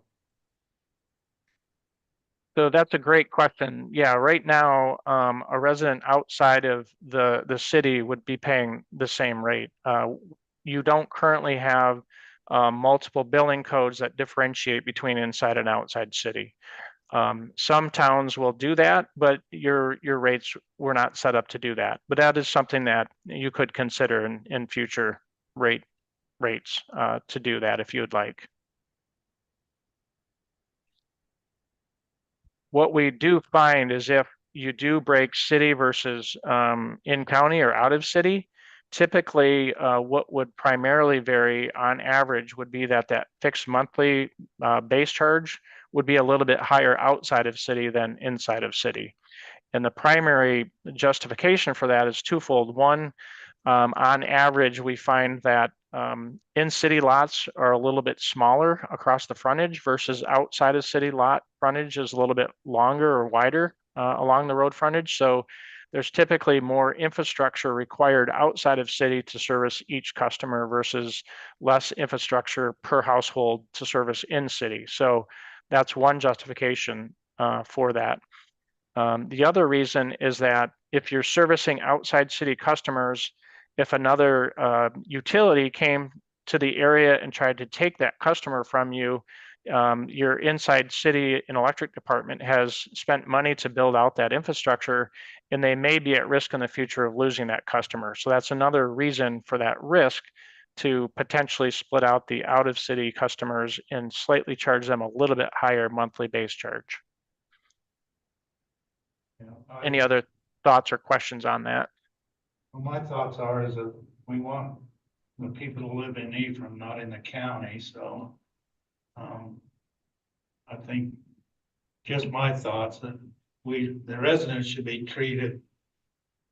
I mean, if they're, I don't know, how can I put it into words? Well, the residents should have a break Right, versus county. yes, that's what I'm saying, so, I mean, for everybody to consider. Is that something we could look into as far as, count how many out of city meters we have and maybe almost make a different rate for them? I know I was going to bring this up in our last meeting and talk about that. Yeah, absolutely. That type of thing is something that we can do at any point and is really an ongoing type of task that we can certainly, I would suggest that I would not encourage you to delay this study or your decision to move forward, but it's something that we can do in tandem and piggyback on at any point, and certainly can be done at any point in the future. So yeah, we could work with staff and get numbers on who's in the city versus out of the city, and do some sensitivity analysis on how much more should their customer charge go up and what was that look like. And then we could come back to you at a future date to describe that as an alternative. Absolutely. Thank you. Mm-hmm.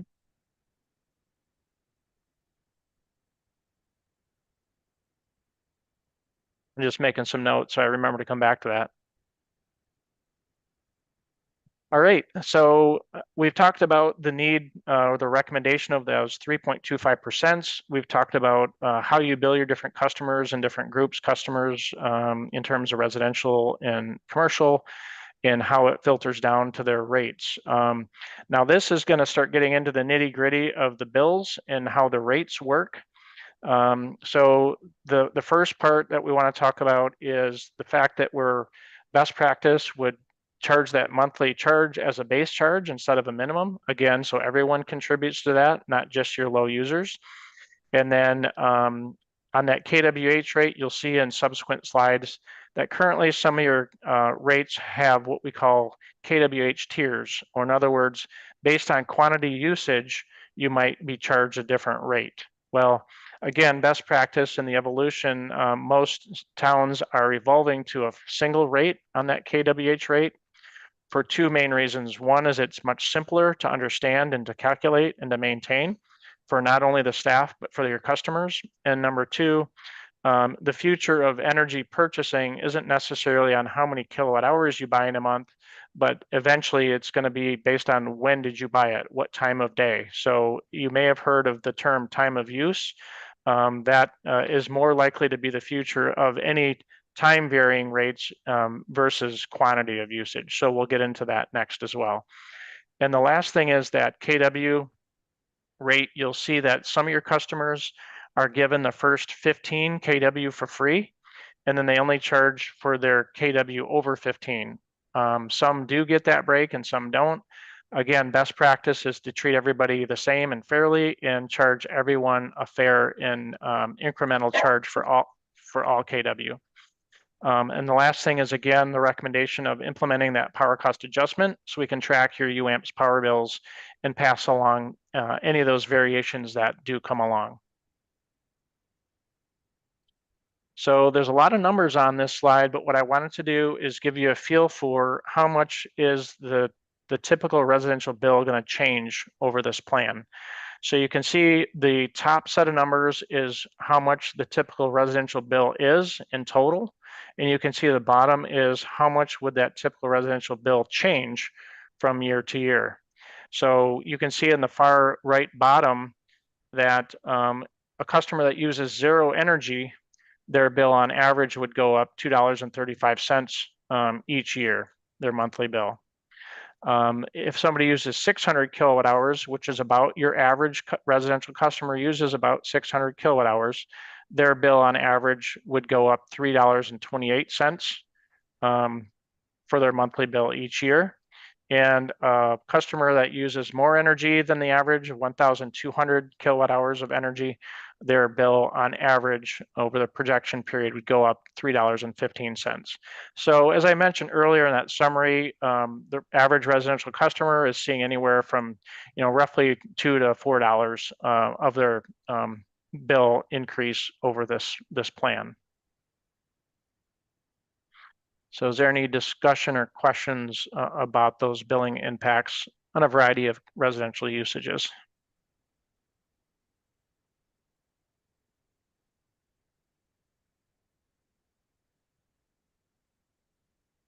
So this next one is a detailed listing of how we derive those impacts. What are the actual bill components? So you can see in this list of data here, what we call columns. There's fiscal year 24s in the first financial column, fiscal 25 through fiscal 29. So you can see fiscal 24 is showing what your rates are currently for your residents, and they're again paying $9.25 per month as being applied as a minimum charge, as I mentioned. Then you can see those kilowatt hour charges where I mentioned before you have tiers. The first 50 kilowatts hours are being charged at 18.5 cents per kilowatt hour. The next 100 are being charged at 14.05. Anything over that is charged at 12.9. So I've come up with a plan here to slowly increment the charge as a base charge above. So go from $9.25 to $5, but that would be applied as a base. So everyone would contribute to that $5.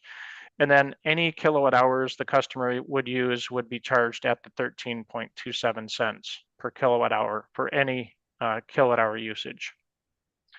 As well as introducing that PCA. You can see that PCA is blank right now because it'll be the first time that you would actually use that PCA model. So that would be updated with staff and actually implemented each month as needed.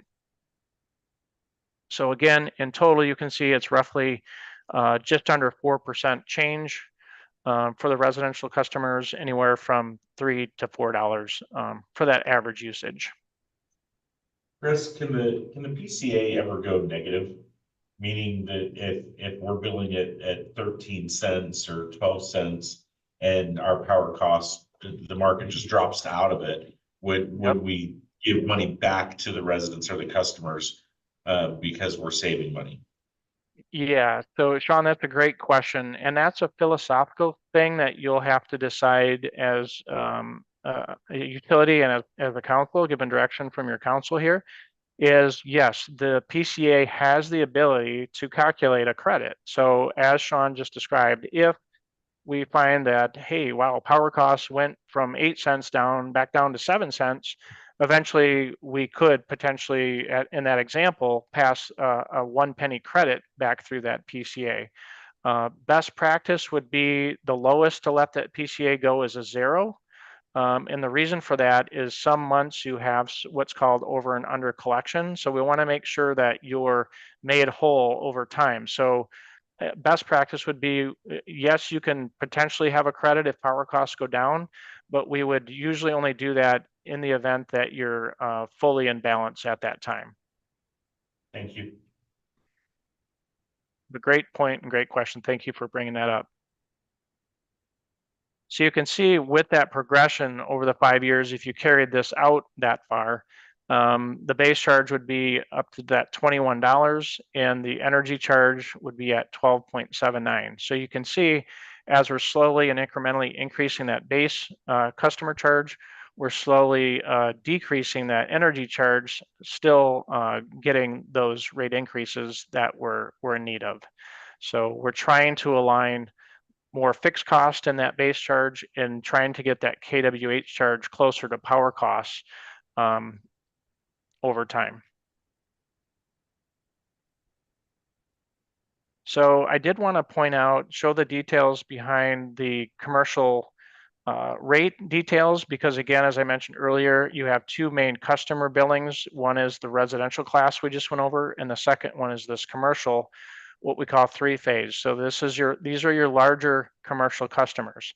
So here's their recommended rate progression. So currently they pay a $30 monthly charge, and then that's only applied as a minimum. So we would see that theirs would go down to $20, but be applied as a base, so everyone would contribute to that, not just those low users. And again, a similar approach where we take their varying energy charges down to a single energy charge of that 12.62 cents. And then these are the customers that have that peak usage or demand charge. You can currently see these customers get the first 15 demands free, because you can see in the current that's blank, and they're paying $5.78 for any kilowatts over 15. So under this practice, we would charge them for all of their kilowatts, and that charge would be $5.50 starting in that first year. So in reality, we would be lowering the monthly charge because it'd be applied as a base. We would lower the KW charge because we would be billing all KW, and we would flatten the energy charge to somewhat a similar rate to some of your most competitive lower rates as from before. So you can see as we progress, we slowly increase that base customer charge, slowly decrease that kWh energy charge, and slowly increase that demand charge. So over time, between that customer charge and those peak demand charges, we're trying to recoup your operational or your fixed costs, and over time trying to make that kWh and the PCA just being recovering your UAMPs or your power bills.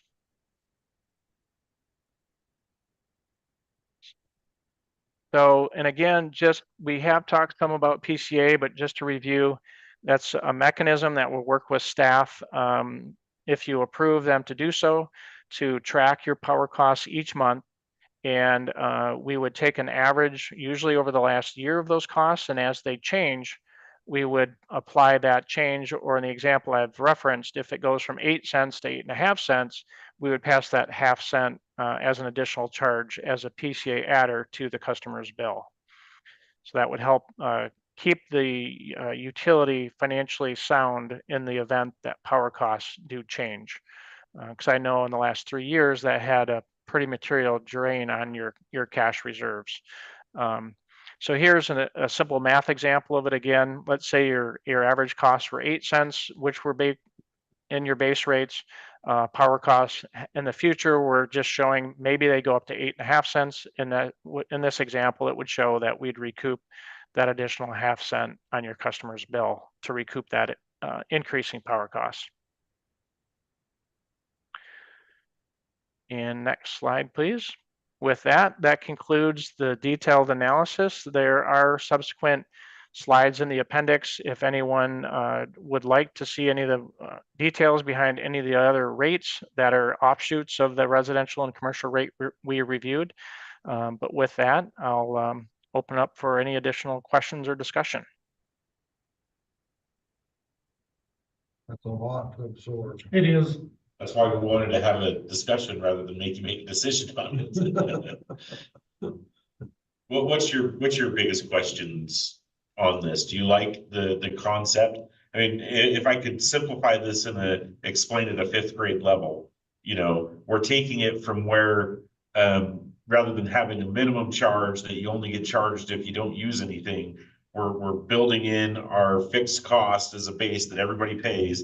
And then instead of having tiers of rates that decrease the more power you use, we're just charging everybody a straight flat rate for every kilowatt that they use or kilowatt hour that they use. So it makes it very equitable, very fair that you're paying part of the overhead and then you're paying exactly what your usage is for that. So it makes it very, very simplified for all of our customers. And then The rate increases, like Chris said, is just designed to make sure that we're staying flush. Now, the two assumptions in there of the natural gas and the solar field and bonding on that, we're looking at a $10 million, the assumption there is a $10 million rate bond, meaning that we would bond it against the rates that we're charging. And if we do that $10 million, these rate increases would help keep us financially solvent.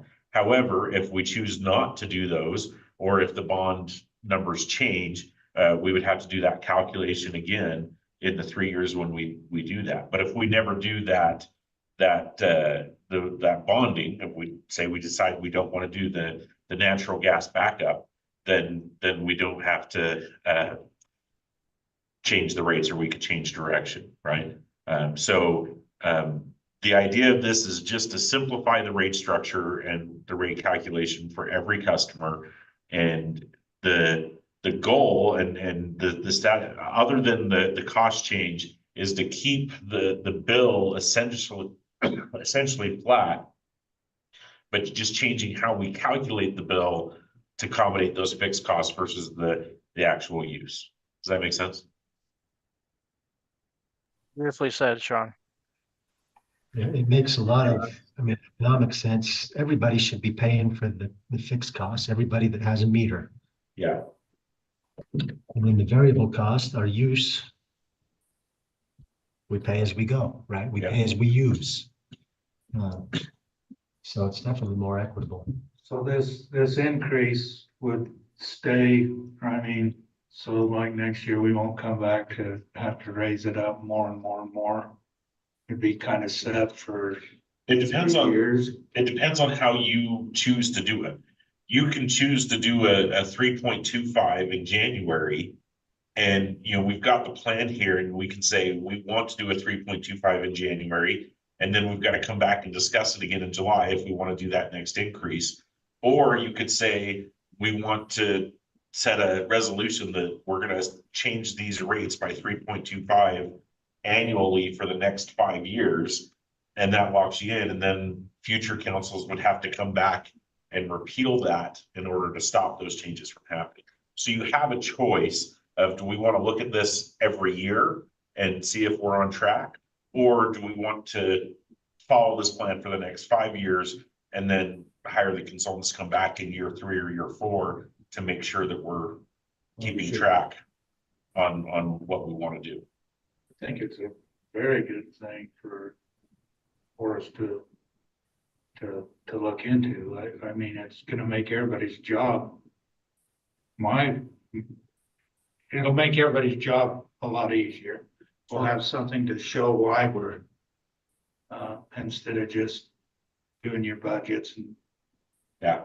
A lot better. Yeah, it gives us a roadmap too of where we need to be, I feel like, and what direction we need to go. And the 3 year to 5 year, if we didn't do that gas plan in 5 year or year 4, excuse me, we could go our 3 year plan and then maybe relook at the structure and see what we need to do and maybe go with another 3 to, possibly 5 years from then on. So I think the structure, the way it's set up, is a great thing for us to move forward with. The other thing it's not with this, well, it is in a way, but we have water and sewer that's pretty much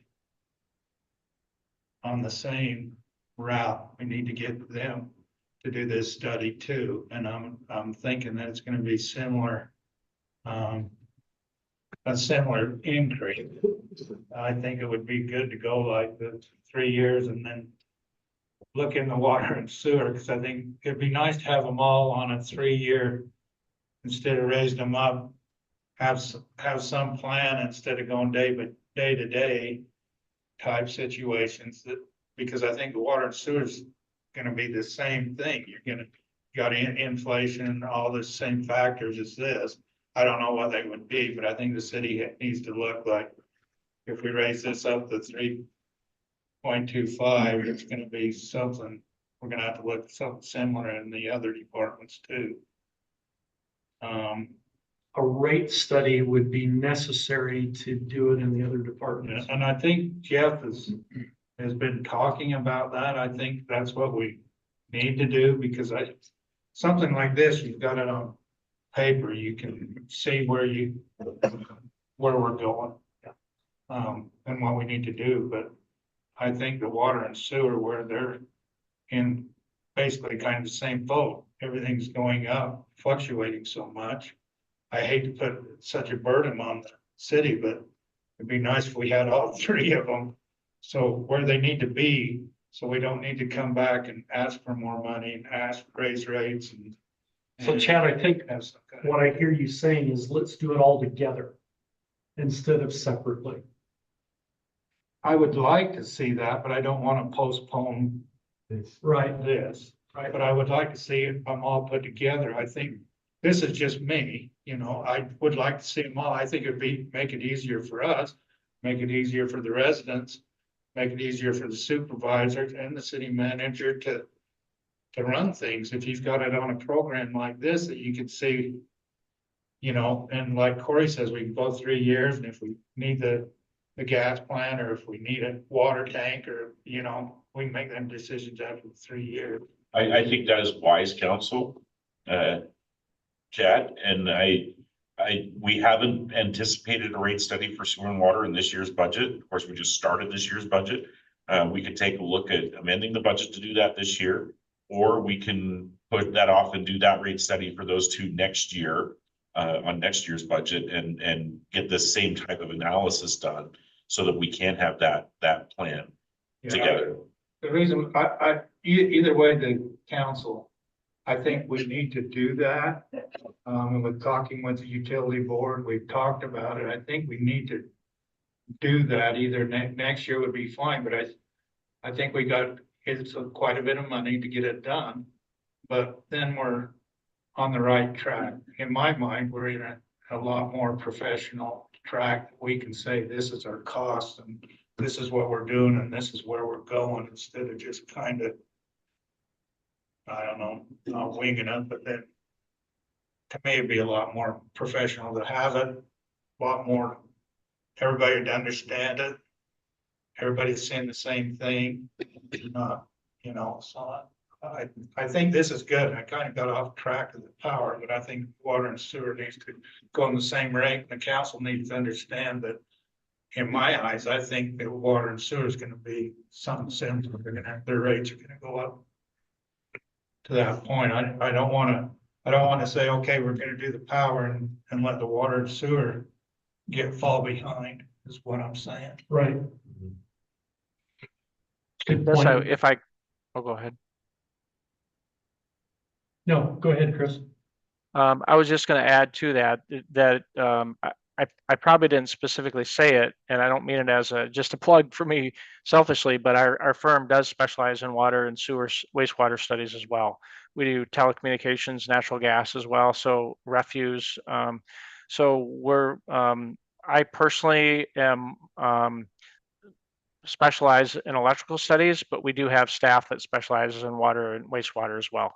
So we can certainly help you out with those future studies, and would love the opportunity to work with you on those studies as well. And I would say generally water and sewer are a little bit simpler than electric studies. They don't have quite as many dynamics with power supply and those types of things. I know they have treatment and power and water supply and so on, but they're a little bit less taxing on staff, if you will. I think Sean and Corey and John might kind of chuckle when I say, yeah, it might be a little less of their time.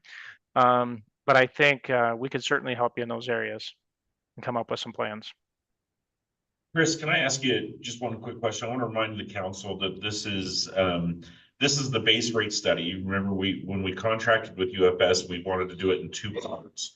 So the first one was this base rate study, and then this year, as we rolled into the new financial year, we're adding a couple of add-ons to this. Chris, can you describe some of the information that's yet to come on your anticipation with stuff with the solar and the EVs? Yeah. So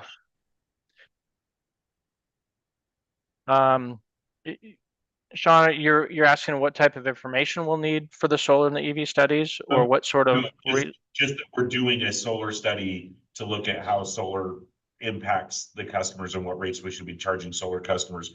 And also EVs, as EVs become more popular and ubiquitous in society, we're looking, because those customers tend to be heavier power users. So we're looking Correct. at how, if we need to do separate rate classes for EV users. And so Yeah. those are additional information things that will come in.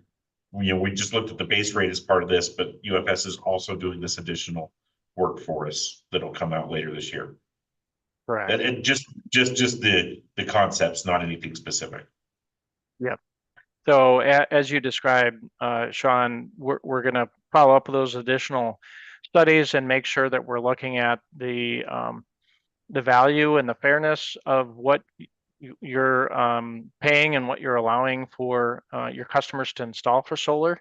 And it might play nicely into your possible plans of adding your own utility solar field out 3 years. So that analysis can help us value what is that solar worth and what is a fair rate to credit your customers that do install solar and give you back some potential excess solar energy when they don't need it. So we're going to be looking at that next. And as Sean mentioned the EV rates. And one thing with EV charging is it is very energy intensive, particularly on those peak demands. Those electric vehicle charging stations can draw an excessive amount of energy at one given time. So there's a need to look at infrastructure, supporting needs, cost to do that, and does it warrant a different, rate or rate class, if you will. One thing piggybacking on, I know we talked a lot about those KW demands and the idea that Corey's going to be working with staff to upgrade your residential meters to be able to report those peak demands. That's all sort of indirectly, it can be in support of those EV customers, because what we find is EV charging is very demand intensive, so that we'd be able to track that usage and fairly charge and monitor that for those EV customers. So it may include additional future new rates, or simply evolving all of your residential rates to accommodate for that EV customer. So we can talk about that in more detail as we complete those add-on studies later this year. The other reminder I'd like to give the council is that before any rate change goes, we generally send it to the utility board for adoption. So we wanted to give this presentation to the council first to kind of, because we're looking to overhaul how we charge rates to our customers, and wanted you to get that base understanding of the concepts. If we get a nod, then what we would do is take this to the utility board and wrap up the specific rate increases and stuff that we would be looking at, and have that come to the utility board for recommendation to the council to pass the final rates.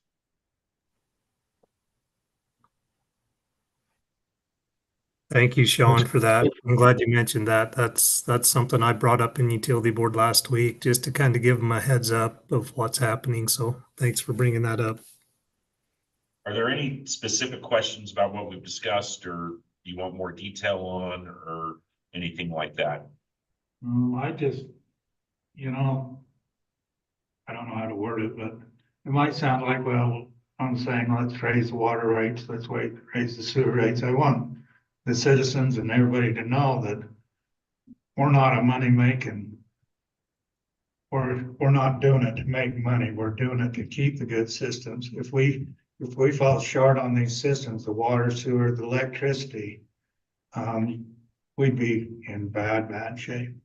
And I think in order to keep the service, we need to look at this. I just hope the resident, they're just asking for more money again, but I want to make everybody know we're not doing it to make money. We're doing it to keep the system we got and keep it in the way it needs to be, or else you have to keep your systems, you have to deliver your utilities, or else you get in a lot more trouble. I may get in a little bit of water for saying this, but as we went through some of the study, one of the things they asked is a lot of cities will use their power utility as a cash balance to fund their general fund.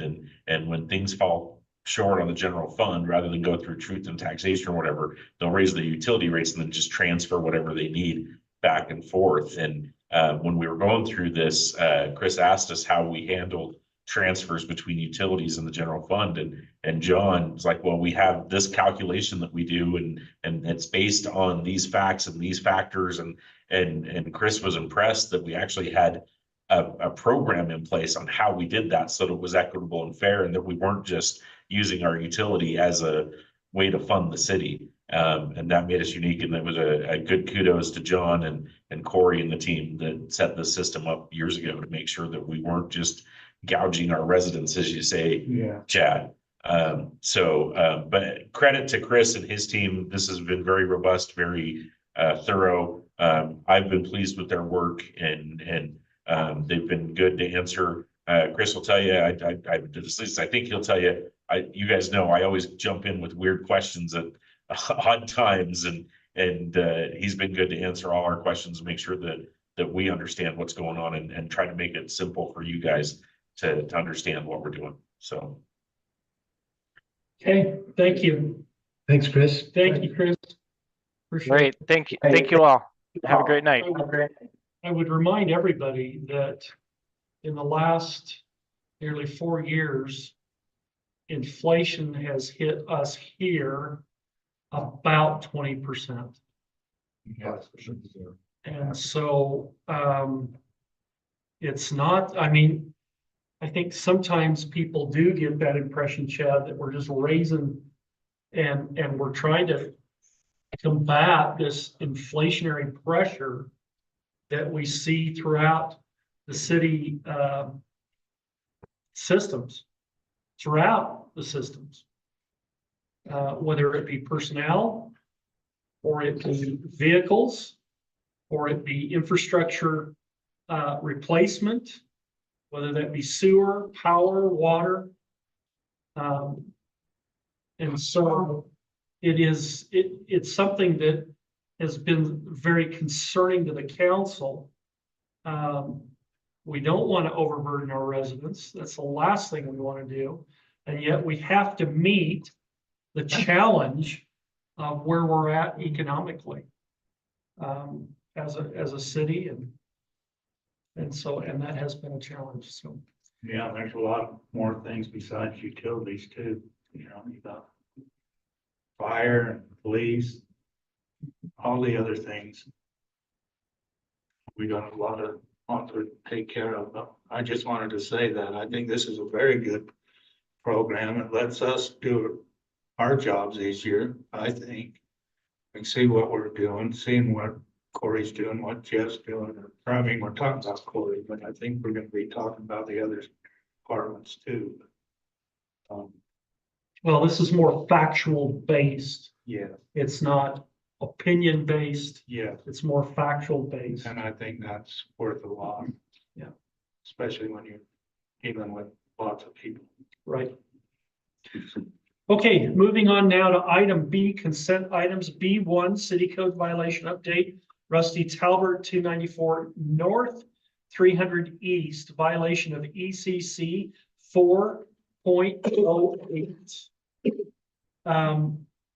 We have visited in our work meeting with Chief Zeman and his officers about this violation code, and their suggestion to us is that we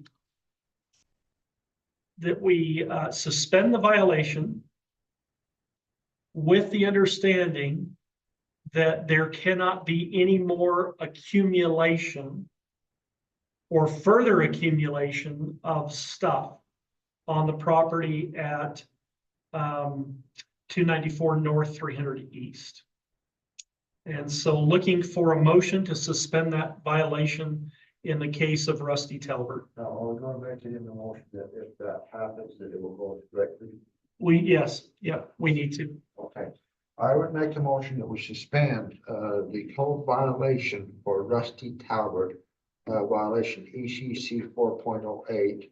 That in the future, there is not a accumulation of more things as in the past, and if that happens, it will go from a violation to a citation. Did I get it It will correct? go immediately to a citation. Immediately to a citation. I second it. So motion made by Councilmember Stevens, second by Councilmember Nordfeld. All in favor?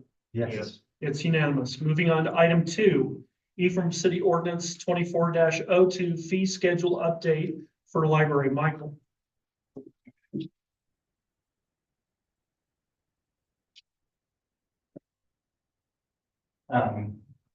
So I just need to update library fees. As mentioned in the work meeting, we want to change the non-resident fee from a $10 annual to a $30 fee that covers the length of how long their cards last. I looked into if we could do separate expiration dates for non-residents versus residents. And our system doesn't allow that, so this just makes it easier on our staff to manage those charges. Also eliminating the $1 resident fee. Partly because our residents are already paying taxes to support the library, and partly because our consortium agreement says we will not charge our residents or anti-environmental fee, and also to make sure we are following with some of the grants we get annually. We cannot charge a fee to our residents, and so that just takes any concern with that off the table, so we can continue to get those funds from the state library. And then changing the college student, changing it to a snow college / temporary resident one-time fee instead of an annual fee of $5. And then eliminating the late fee on books to make that books more accessible to our patrons, so they don't have to worry about racking up huge fines. We do have a plan in place that after a certain period of time, the book would be marked as lost and then would be charged the lost book fee to kind of keep them accountable for turning books in on time. But we would retain the late fees that we have on interlibrary loans and any media. So the books on CD we still have in the DVDs. And then eliminating the lost item processing fee of $5. So we would just charge the cost of the book to replace it, not the $5 in addition. And let's see, and then adding instead of the interlibrary loan charging for residents to use that service, we would charge them a $5 no-show fee if they request a book and don't come in and pick it up, just to charge them the cost of sending the book back, which is about $4 per book that we send back. And that is, I think, all the changes that I had proposed to the library board and they have approved, so we just need to bring it to city council for approval. Any questions on these changes? Any questions, council members? No. Looking for a motion? I move that we approve and pass the Ephraim City Ordinance 24-02 fee schedule update for the library. I'll second it. Motion made by Councilmember Nordfeld, second by Councilmember Perry. All in favor? Yes. It passes unanimously. Moving on to item 3, ratification of the July 3rd, 2024 warrant register. Any questions about the warrant register, council members? No. This is the one that we already approved, that we just need to ratify. Right, correct. As we did it online. I'll make a motion that we ratify the July 3rd, 2024 warrant register. Motion made by Councilmember Stevens, Seconded? second by Councilmember Nordfeld. All in favor? Yes. Passes unanimously. Moving on to item 4, approval of the July 15th, 2024 warrant register. Any questions regarding the warrant register, council members? I have- I didn't have either. Okay, looking for motion? I'll make a motion to approve the July 15th, 2024 warrant register. I'll second it. Motion made by Councilmember Stevens, second by Councilmember Perry. All in favor? Yes. Okay. Moving on to item 5, approval of the June 19th, 2024 City Council meeting minutes. Any questions regarding the minutes, council members? Make a motion to approve the June 19th, 2024 city council meetings minutes. I'll second it. Motion made by Councilmember Stevens, second by Councilmember Perry. All in favor? Yes. Okay, thank you. Moving on to item 2, council reports. We'll start with Councilmember Perry. I missed the utility meeting, but I was involved with some of the stuff that went on there. We did have a customer that wanted I don't know, water adjustment, and it was kind of a bigger thing. It was on the assisted, what is it? Skyline? Living center. The assisted living with Cameron Nielsen. They had 2 meters. The 1 meter was a irrigation, make a long story, it was irrigation meter that when Cameron bought it from his mom and dad, it was, he wasn't aware that they were supposed to turn the water on in the spring and turn it off in the fall. The 1 meter wasn't getting read. It came out to a very large bill, and he contacted me, and then I contacted Sean and Jeff, and it went to council, or it went to utility meeting, and it turned out very well. At first, I didn't think it was gonna turn out, but from what I heard, it turned out very well. We decided, well, I wasn't there, so I'm kind of speaking out there, but Sean told me that he figured out a adjustment for it, and they presented it to him at the utility meeting. And correct me if I'm wrong, but he had already had the check to pay for the total amount. He realized that it was something that he should have been doing, but he paid the total amount, and then he donated some of that portion to the animal shelter. The difference is about $350 or so. And he gave that, or wanted the city to. So I compliment him on that, because I thought he did very well. Both sides did very well. I think the city handled it very well, and I think they did. He did have some other questions. He had a question on the grease traps. I did talk to Jeff, and when Jeff comes to next council meeting, we'll get a better answer from him. And he had a question on the house that Chad Dewey's father built down there.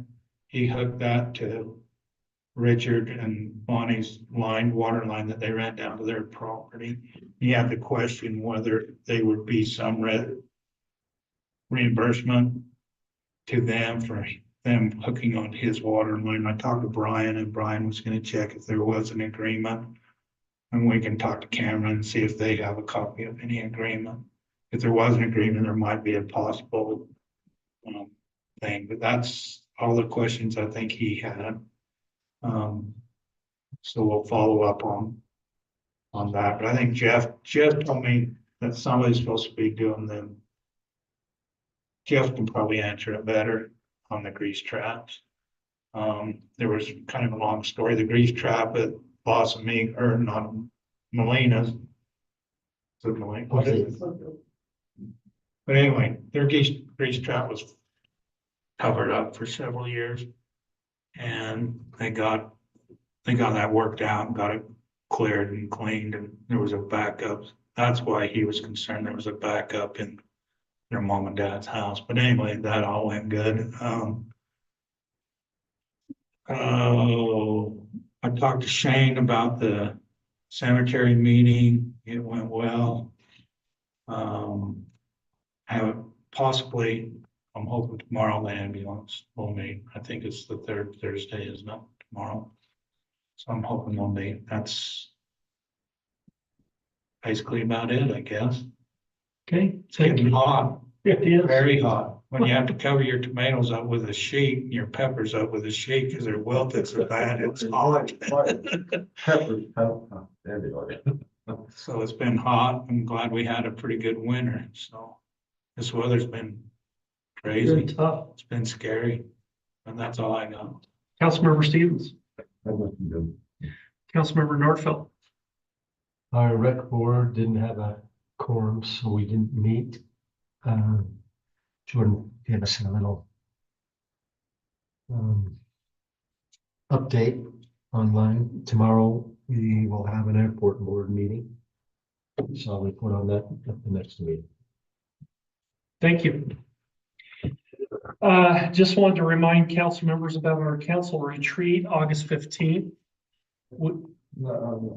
August 5th, I'm sorry. I knew that, it was written right in front of me. August 5th. Candace, would you make sure that you notice that? In attendance, confirmed at this point, will be Congressman Burgess Owens will be there with us. He will make a presentation at the first, and then he will allow question and answers after his presentation. State Representative Steve Lund will be there. He also has been invited to make a presentation with questions. State Representative-elect Troy Shelley will also be there. And Tad Callister. I've asked Tad Callister to be there, and he will present. He is president of a brand new foundation called Why I Love America. And so he will be coming to present to us, and I'm excited about that. And Candace, make sure you notice him. Where's that gonna be? It's going to be at Lloyd's cabin. For those of you who don't know how to get there, we're going to meet here at City Hall at 9:30. President Stacy McKiff is also going to attend. And she will make a presentation, which we can also ask questions. Also, Mike Ballard will attend that specifically so that we can ask questions about Ephraim Crossing. Hard questions, okay. Yeah, Okay. hard questions needed. And there will be a good lunch, right? There will be, We don't know what it is yet. with but it will be good. your specialties. We've had some real hard things with the county landfill. We were supposed to have a meeting yesterday, and I explained to Mayor Anderson that we needed to make sure that we noticed the meeting before we could have the meeting, because we met 2 weeks ago and the meeting wasn't noticed.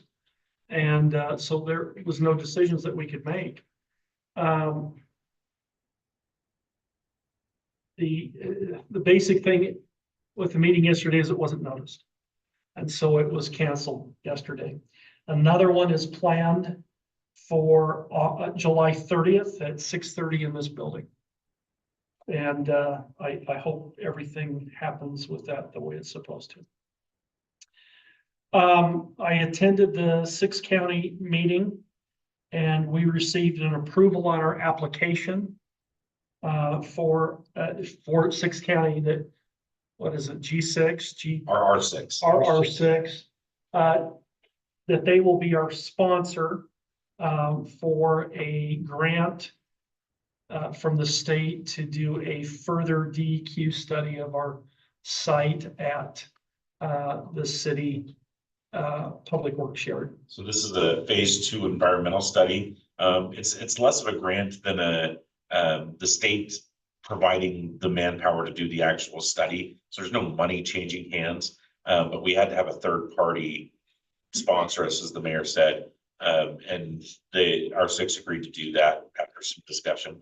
But the long and the short of it is we have to have this phase 2 environmental study done on the old public works yard before we can transfer that to Camino Verde per our contract. We have to give them a clean bill of health. This study will tell us exactly what we need to do and if any remediation would be necessary to provide that clean bill of health. That's all I have. Sean. Okay, I'll go through my list really quick. Family park bathrooms are closed due to excessive vandalism. That was a decision by Snow College and our rec departments. We worked together on our memorandum of understanding there. Hopefully they'll be able to keep those open during events, but I think they're going to keep them locked at other times just because the vandalism has been very, very excessive. That's the north. Could we make sure a sign is posted on the door that states that? Yes, we can do that. Splash pad repairs are done, and I believe that the splash pad has been turned on today. Again, they've had to do 3 different sewer repairs to get that to work out. It's been quite the process, but hopefully now that it's open, the kids can get back out there, cool down in this hot weather. So that's awesome. The 200 East curb situation, I know Councilmember Perry has been very interested in that. It will be fixed. We've been waiting on new drawings to be reviewed. Those drawings were delayed a little bit because of holiday vacations and such from the engineer that was working on it. We did pay some money to pay a portion of that, where we admitted that we were part of the error that caused that curb to be a little bit wonky. They're going through some of the designs, but I think we should see that fixed up and repaired in the next couple of weeks. So that will be good. Colby and I will be, or Chief Seaman and I will be meeting with the school district tomorrow to talk about our school resource officer and contributions and such going that way. One of our longstanding issues are fuel hoses. We purchased the incorrect reels to upgrade the fuel hoses, but we finally got the correct hoses and the correct reels, and those were installed today. However, our fuel system has been down. We believe that the lightning storm a week or so ago caused some fritzing on the equipment in our credit card machine. It's the head unit that's out there. We had already contracted to buy a new head unit, and the cost of repairing the old one was not feasible when we already had a new one on the way. So we haven't been able to sell fuel for about 2 weeks now. We're probably about another week out of not being able to sell fuel. But once we get that up, we'll have a new credit card machine that'll be better for everybody. It'll have the tap to pay compliant with all the new credit card regulations. Also new hoses that are 25 feet longer. Davis told me today that he stretched it almost all the way to the gate for the hoses. So and new nozzles and everything, making the airport fuel center way nice. And we've used those the last of the ARPA funds to do that. We're contracting for CATA to add some cameras to the library, so we hope to have those installed in the next few weeks, so we can have some extra security there. Interior or exterior? Yes. I've looked into, this is a personal thing of mine. We have a city flag that was adopted by the city council several years ago, and we don't fly it anywhere. And I noticed that the one place we do fly it, at the community center, it's old and ratty and faded. So we've ordered some new city flags and hope to be able to fly in those at city facilities here in the future, and making sure that, you know, we've got it. We might as well be proud of it and display it.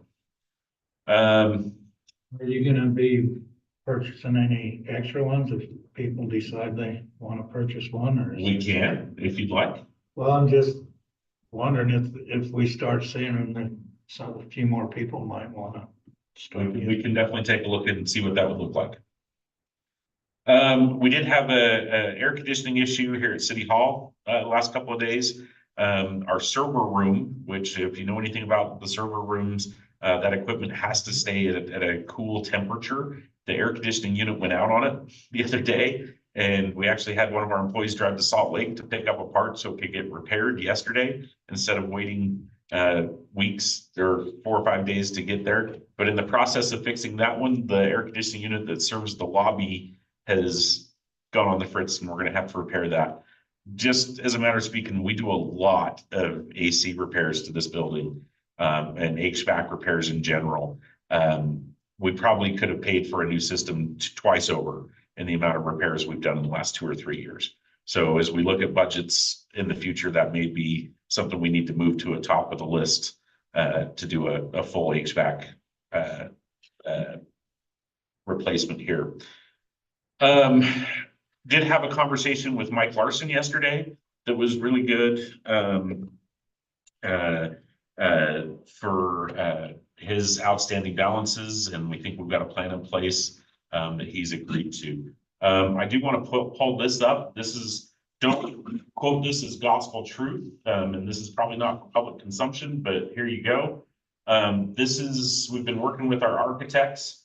This is kind of our proposed layout and site plan with a couple of changes, but this is what the new public works yard is kind of looking like. And this is not architectural, it's just a blocking to figure out the site. But as we have 400 West here, you have your parking area and then gated areas where you can pull into the shop and then pull out. The offices would be up here front facing for the public with our sign shop, vehicle storage back here in the back, and of course the salt structure and all that actually will probably end up on the south side, so that faces north as all our wind comes in from the southwest. But this is the initial blocking pattern of what we think that building will look like. Will the electrical and the streets be together? No, Are they gonna be in the same building? no. They will be here. What we've talked about is having sister buildings for them. So this looks like the public or the power facility here. So we would have the public works here, power here with matching yards there. And They're on the same block anyway. Okay, they're on the same campus, you're on the same property piece. same property piece, but not sharing buildings in that. And as we looked at how that would work and what it would look like on the site, this worked out better. I have a problem with Looks like a Okay. little basilica there. My problem is that I believe that cost, this proposal is more costly. We haven't got exact numbers to figure that out yet. But it will be, it costs more to add Yes. additional buildings. Yes, it does. I mean, you've got plumbing, electrical, Yep. sewer, water. I mean, Yep. it just, I have a problem with splitting them. Okay. I feel the same way. I think it should be together, Yeah. not necessarily same room, but separated. No, they don't need to be in the same room. But if you look in the past, I'm just saying this, it's never worked. Having them together. Hasn't it, Chad? Tell me Not why. with it's just, I have no idea. I don't know what the deal is. I don't. But it doesn't. It's Now just that like, Tad's gone, we'll it's just put it like over. the police department, the fire department, or you with somebody else. It just never had, and it's not just Jeff and Corey. It's went on when it switched over to Public Works, when we had the roads and they were all separate. Almost every one of them supervisors quit because they didn't want to work under the Public Works director.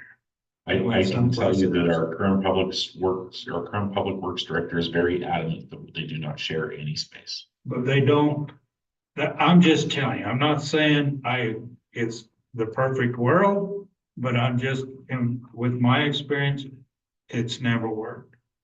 Do you have any specifics as to why it doesn't work? I don't. I'm trying to understand that part. Because I don't, we went into talk. I don't know, we went into years ago, I went up to Spring City because I got in trouble. And in Spring City, the power superintendent didn't want to lose his job because Spring City had some real money issues. Long story. He says, I can do it all. Well, he couldn't do it all. He did the power, but he didn't know nothing about the water and the sewer. So everything Sewer. went south. So they came to Ephraim City and asked for help, and so I went up for, geez, I don't know, 5 or 6 years and did all their sampling.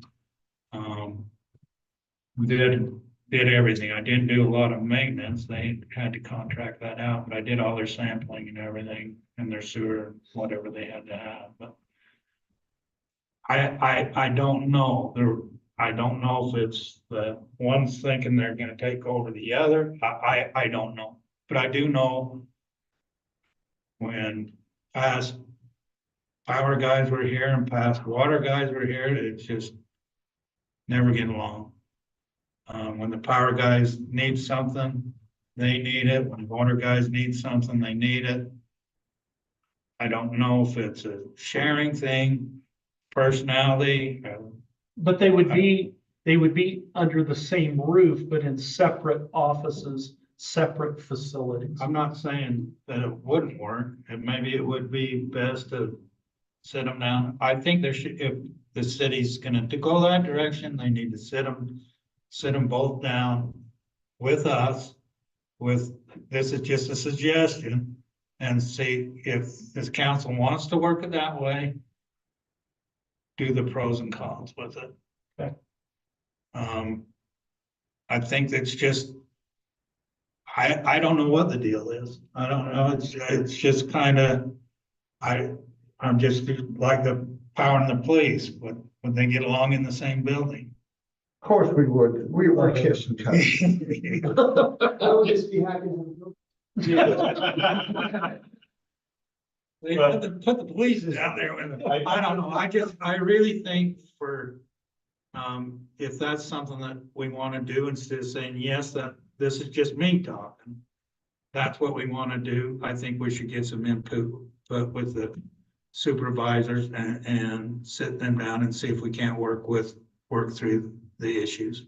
Well, if that's something we want to do, that meeting has to happen quick because the architects are getting moving on it, and it's gonna, the longer we take to get that decision made, the more expensive and the worse it's gonna be. Well, I think before we have that conversation, we have to first understand the price difference.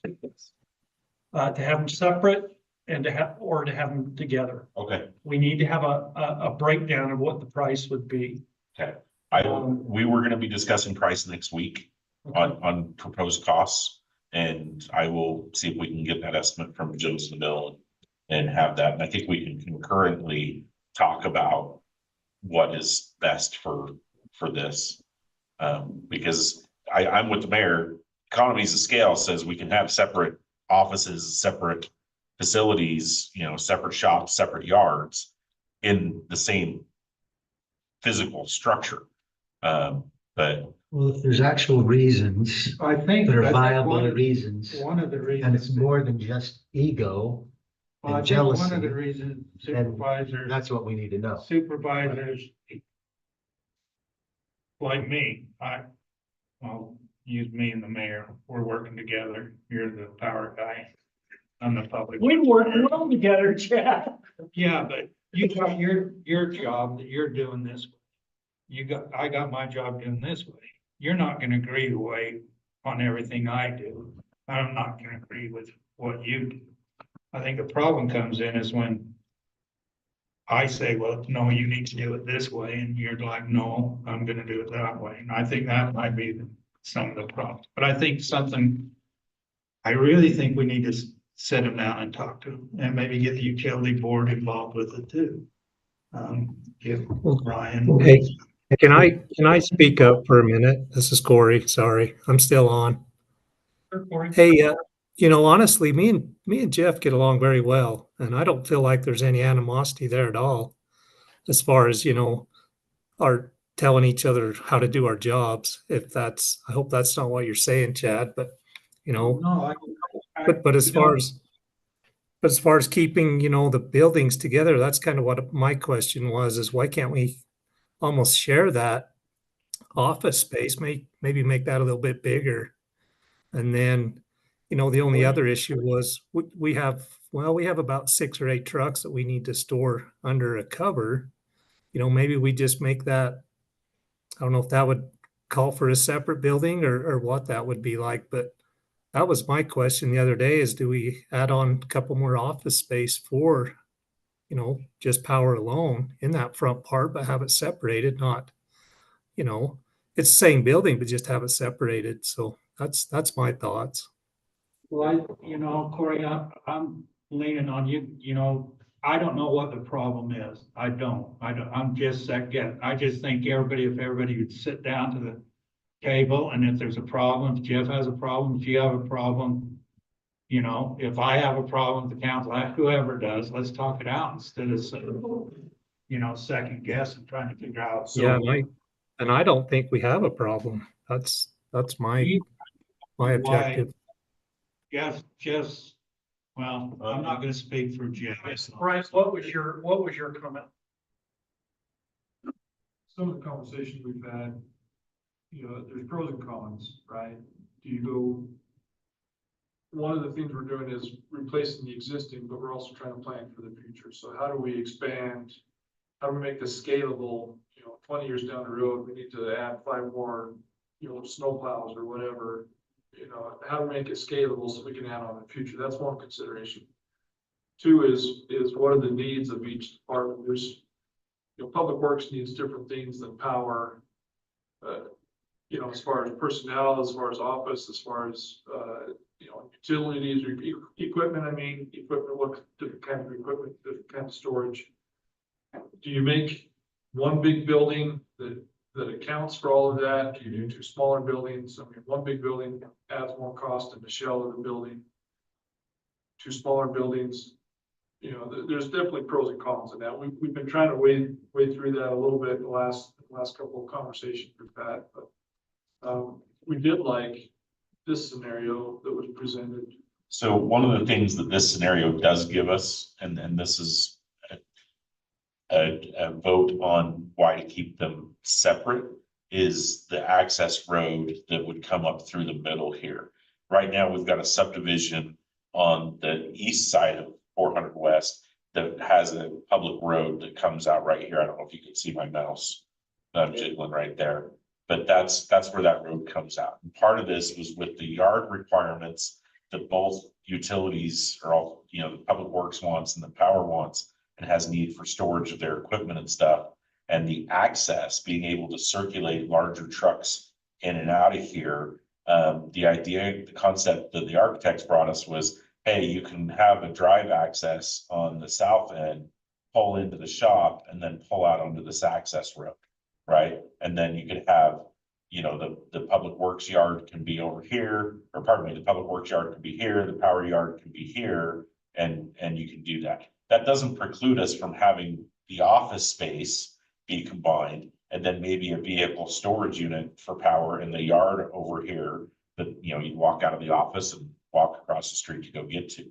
So there is some ways that we can look at this and make it happen. The other thing we've looked at is how do we make this so that you can get from one end of the building to the other internally and make it fit for the needs that Public Works has. And frankly, the Public Works is the primary driver of this, because we have a contract to get off the current land and get to somewhere new. So we wanted to get something that we could get up for that. I'm not opposed to either. You know, I've tried to play both sides a little bit. The other thing, like you're talking, I might be totally wrong, but when they built the fire station, that was a public safety building, and when they first built it, there was a lot of talk that the police department was gonna be up there. Sure. Well, look at it now, there's no room, there's no way that they can go there. So I think if we do that, we need to leave the growth, and Corey, I want you to understand, I'm just talking, I just think we need everybody to, and I've suggested this to Sean too, that everybody needs to sit down at the table, and if there is a problem, figure it out. If there's not a problem, then fine. You know, that's what I'm saying. I just know they've never, over the years, it's never worked. I don't know what the problem is or what the solution is. Okay, here's what I'd like to do is first I'd like to get a cost comparison. Yeah. And then depending on what that I mean, if there's no huge difference, then okay. But if there is a big difference, then I'd like to, after a cost comparison, I'd like to sit down in a work session meeting with the council and the two directors and see what their feelings are. Okay.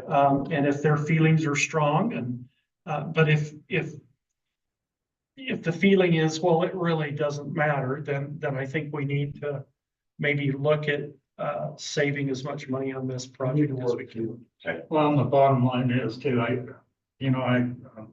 think, but Public Works was by Corey for what?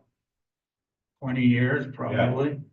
We were only, we never had any problems there. I don't know if it's just being in the right next to each other or maybe putting an extra room in the building. I don't know. We'll figure it out and we'll get back. And the architects may have some ideas. Yeah. About why they should be separate. They might have some very valid reasons too.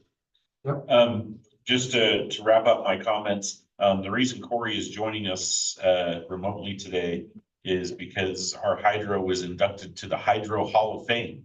And he is in Denver tonight accepting that award and sent this picture over of him getting the award from the hydro people in their conference in Denver. So Wow. So where are you at now, Corey? I'm still in Denver. I'm in Denver, sitting in my hotel room. Oh, you're in your hotel room? You really have a lot of. Yeah. Well, that's awesome. Hydro Hall of Fame, and he's got a little award there and is representing us well in the Mile High City for that to happen. So, and then finally, or two final things. Our wellness, I want to give some credit to our wellness committee. They're really concerned about the heat and our employees working out in the sun. So we use some of our wellness funds to buy cooling towels for our power, public works, and recreation staff. We're looking at getting some water buckets to put on the trucks to make sure that everybody stays hydrated and cool in our heat dome that we're in right now. So for those employees that stay outside, we're trying to take care of them. And then we have just an update. Lions Club approached me last week about using the Bishop's Storehouse, and they commissioned a structural engineer to come in and inspect the building. That happened today, and we've got a preliminary report that came in while we've been sitting here, so I haven't had a chance to read it. But they're very interested in helping to bring that building up to a place where we can use it as a community facility and that they can use as a place to meet. And then they sponsor the local Boy Scout troop, so it'd be a place for the local Boy Scout troop to meet. So we'll have further conversations, and the mayor's expressed some concerns about making sure that it's not the Lions Club building, but it's a community building that anybody can get into and access. But we're very happy to have community partners that are taking an interest in that building and seeing what it needs to be brought up to use by the public. So, yes. Can I just also mention the wellness awards we won from state PEHP? Jordan and I attended the PEHP state wellness conference a couple weeks ago, and our wellness committee won an award, an overall innovation award for Verena's challenge in January to fight the January blues. They were very impressed by how unique it was. We will also be receiving grant money for it. I don't know how much, but usually it's between $300 and $400. Oh, I thought you were gonna say 3 and 4 million. Oh, I wish. And then we also won for our our employee range. We won second prize for the same challenge. So Wow. we will be getting 2 grant amounts for that challenge that we did. Awesome. So just want to let you guys know. Thank you. Thank We're you. doing good things. The grass is green in Ephraim, metaphorically. We don't have any fireworks. Yeah. Okay, back to you, Mayor. Thank you. There's no reason to have a closed session meeting tonight, so looking for a motion to enter city council meeting. One more question for Sean. Yes, sir. I heard through the grapevine that, and I don't believe this is true, and I think they got mixed up with Ephraim Crossing. Did Ephraim City sell 2 building lots to Antonio? No, Okay. no, that was Ephraim Crossings, and Mike Ballard's group sold building lots down there to Ephraim That's Crossing. another thing with the Ephraim Crossing. I'll get here, well, why did Ephraim City sell building lots? I says, well, I don't think they did, but I You thought. could get a better grapevine, more reliable grapevine. Well, I'm just bringing it up because I don't want to tell them, no, I didn't think the city did, but if they hear Ephraim. And I'm sure they tied it in with the city. I was just, didn't want to give them the wrong information. I was 90% sure, but I just wanted to follow. You can be 100% sure. There now, with Ephraim Crossing, there is we can go into more details offline. We have put a hold on new building permits there while they finish the infrastructure that they are required to finish when they do a subdivision. And rather than have them do infrastructure down the road as they build houses, we want them to build the road that connects for emergency access and the turnarounds and everything. And we've had a couple people come in and talk to us, well, how come you won't let us build a house? It's because the developer hasn't built the road that is needed to service your house. And so that is a holdup, but we're working through it. And I think they're started to do some of that work in the last couple of weeks. Well, I just wanted to clarify it because I didn't want to give them, I didn't think we did, but I just want to give them the wrong information. Yeah. I'll make a motion to close the city council meeting. Second, Motion made by Councilmember Stevens, second by Councilmember Norfeld. All in favor? yes. Okay.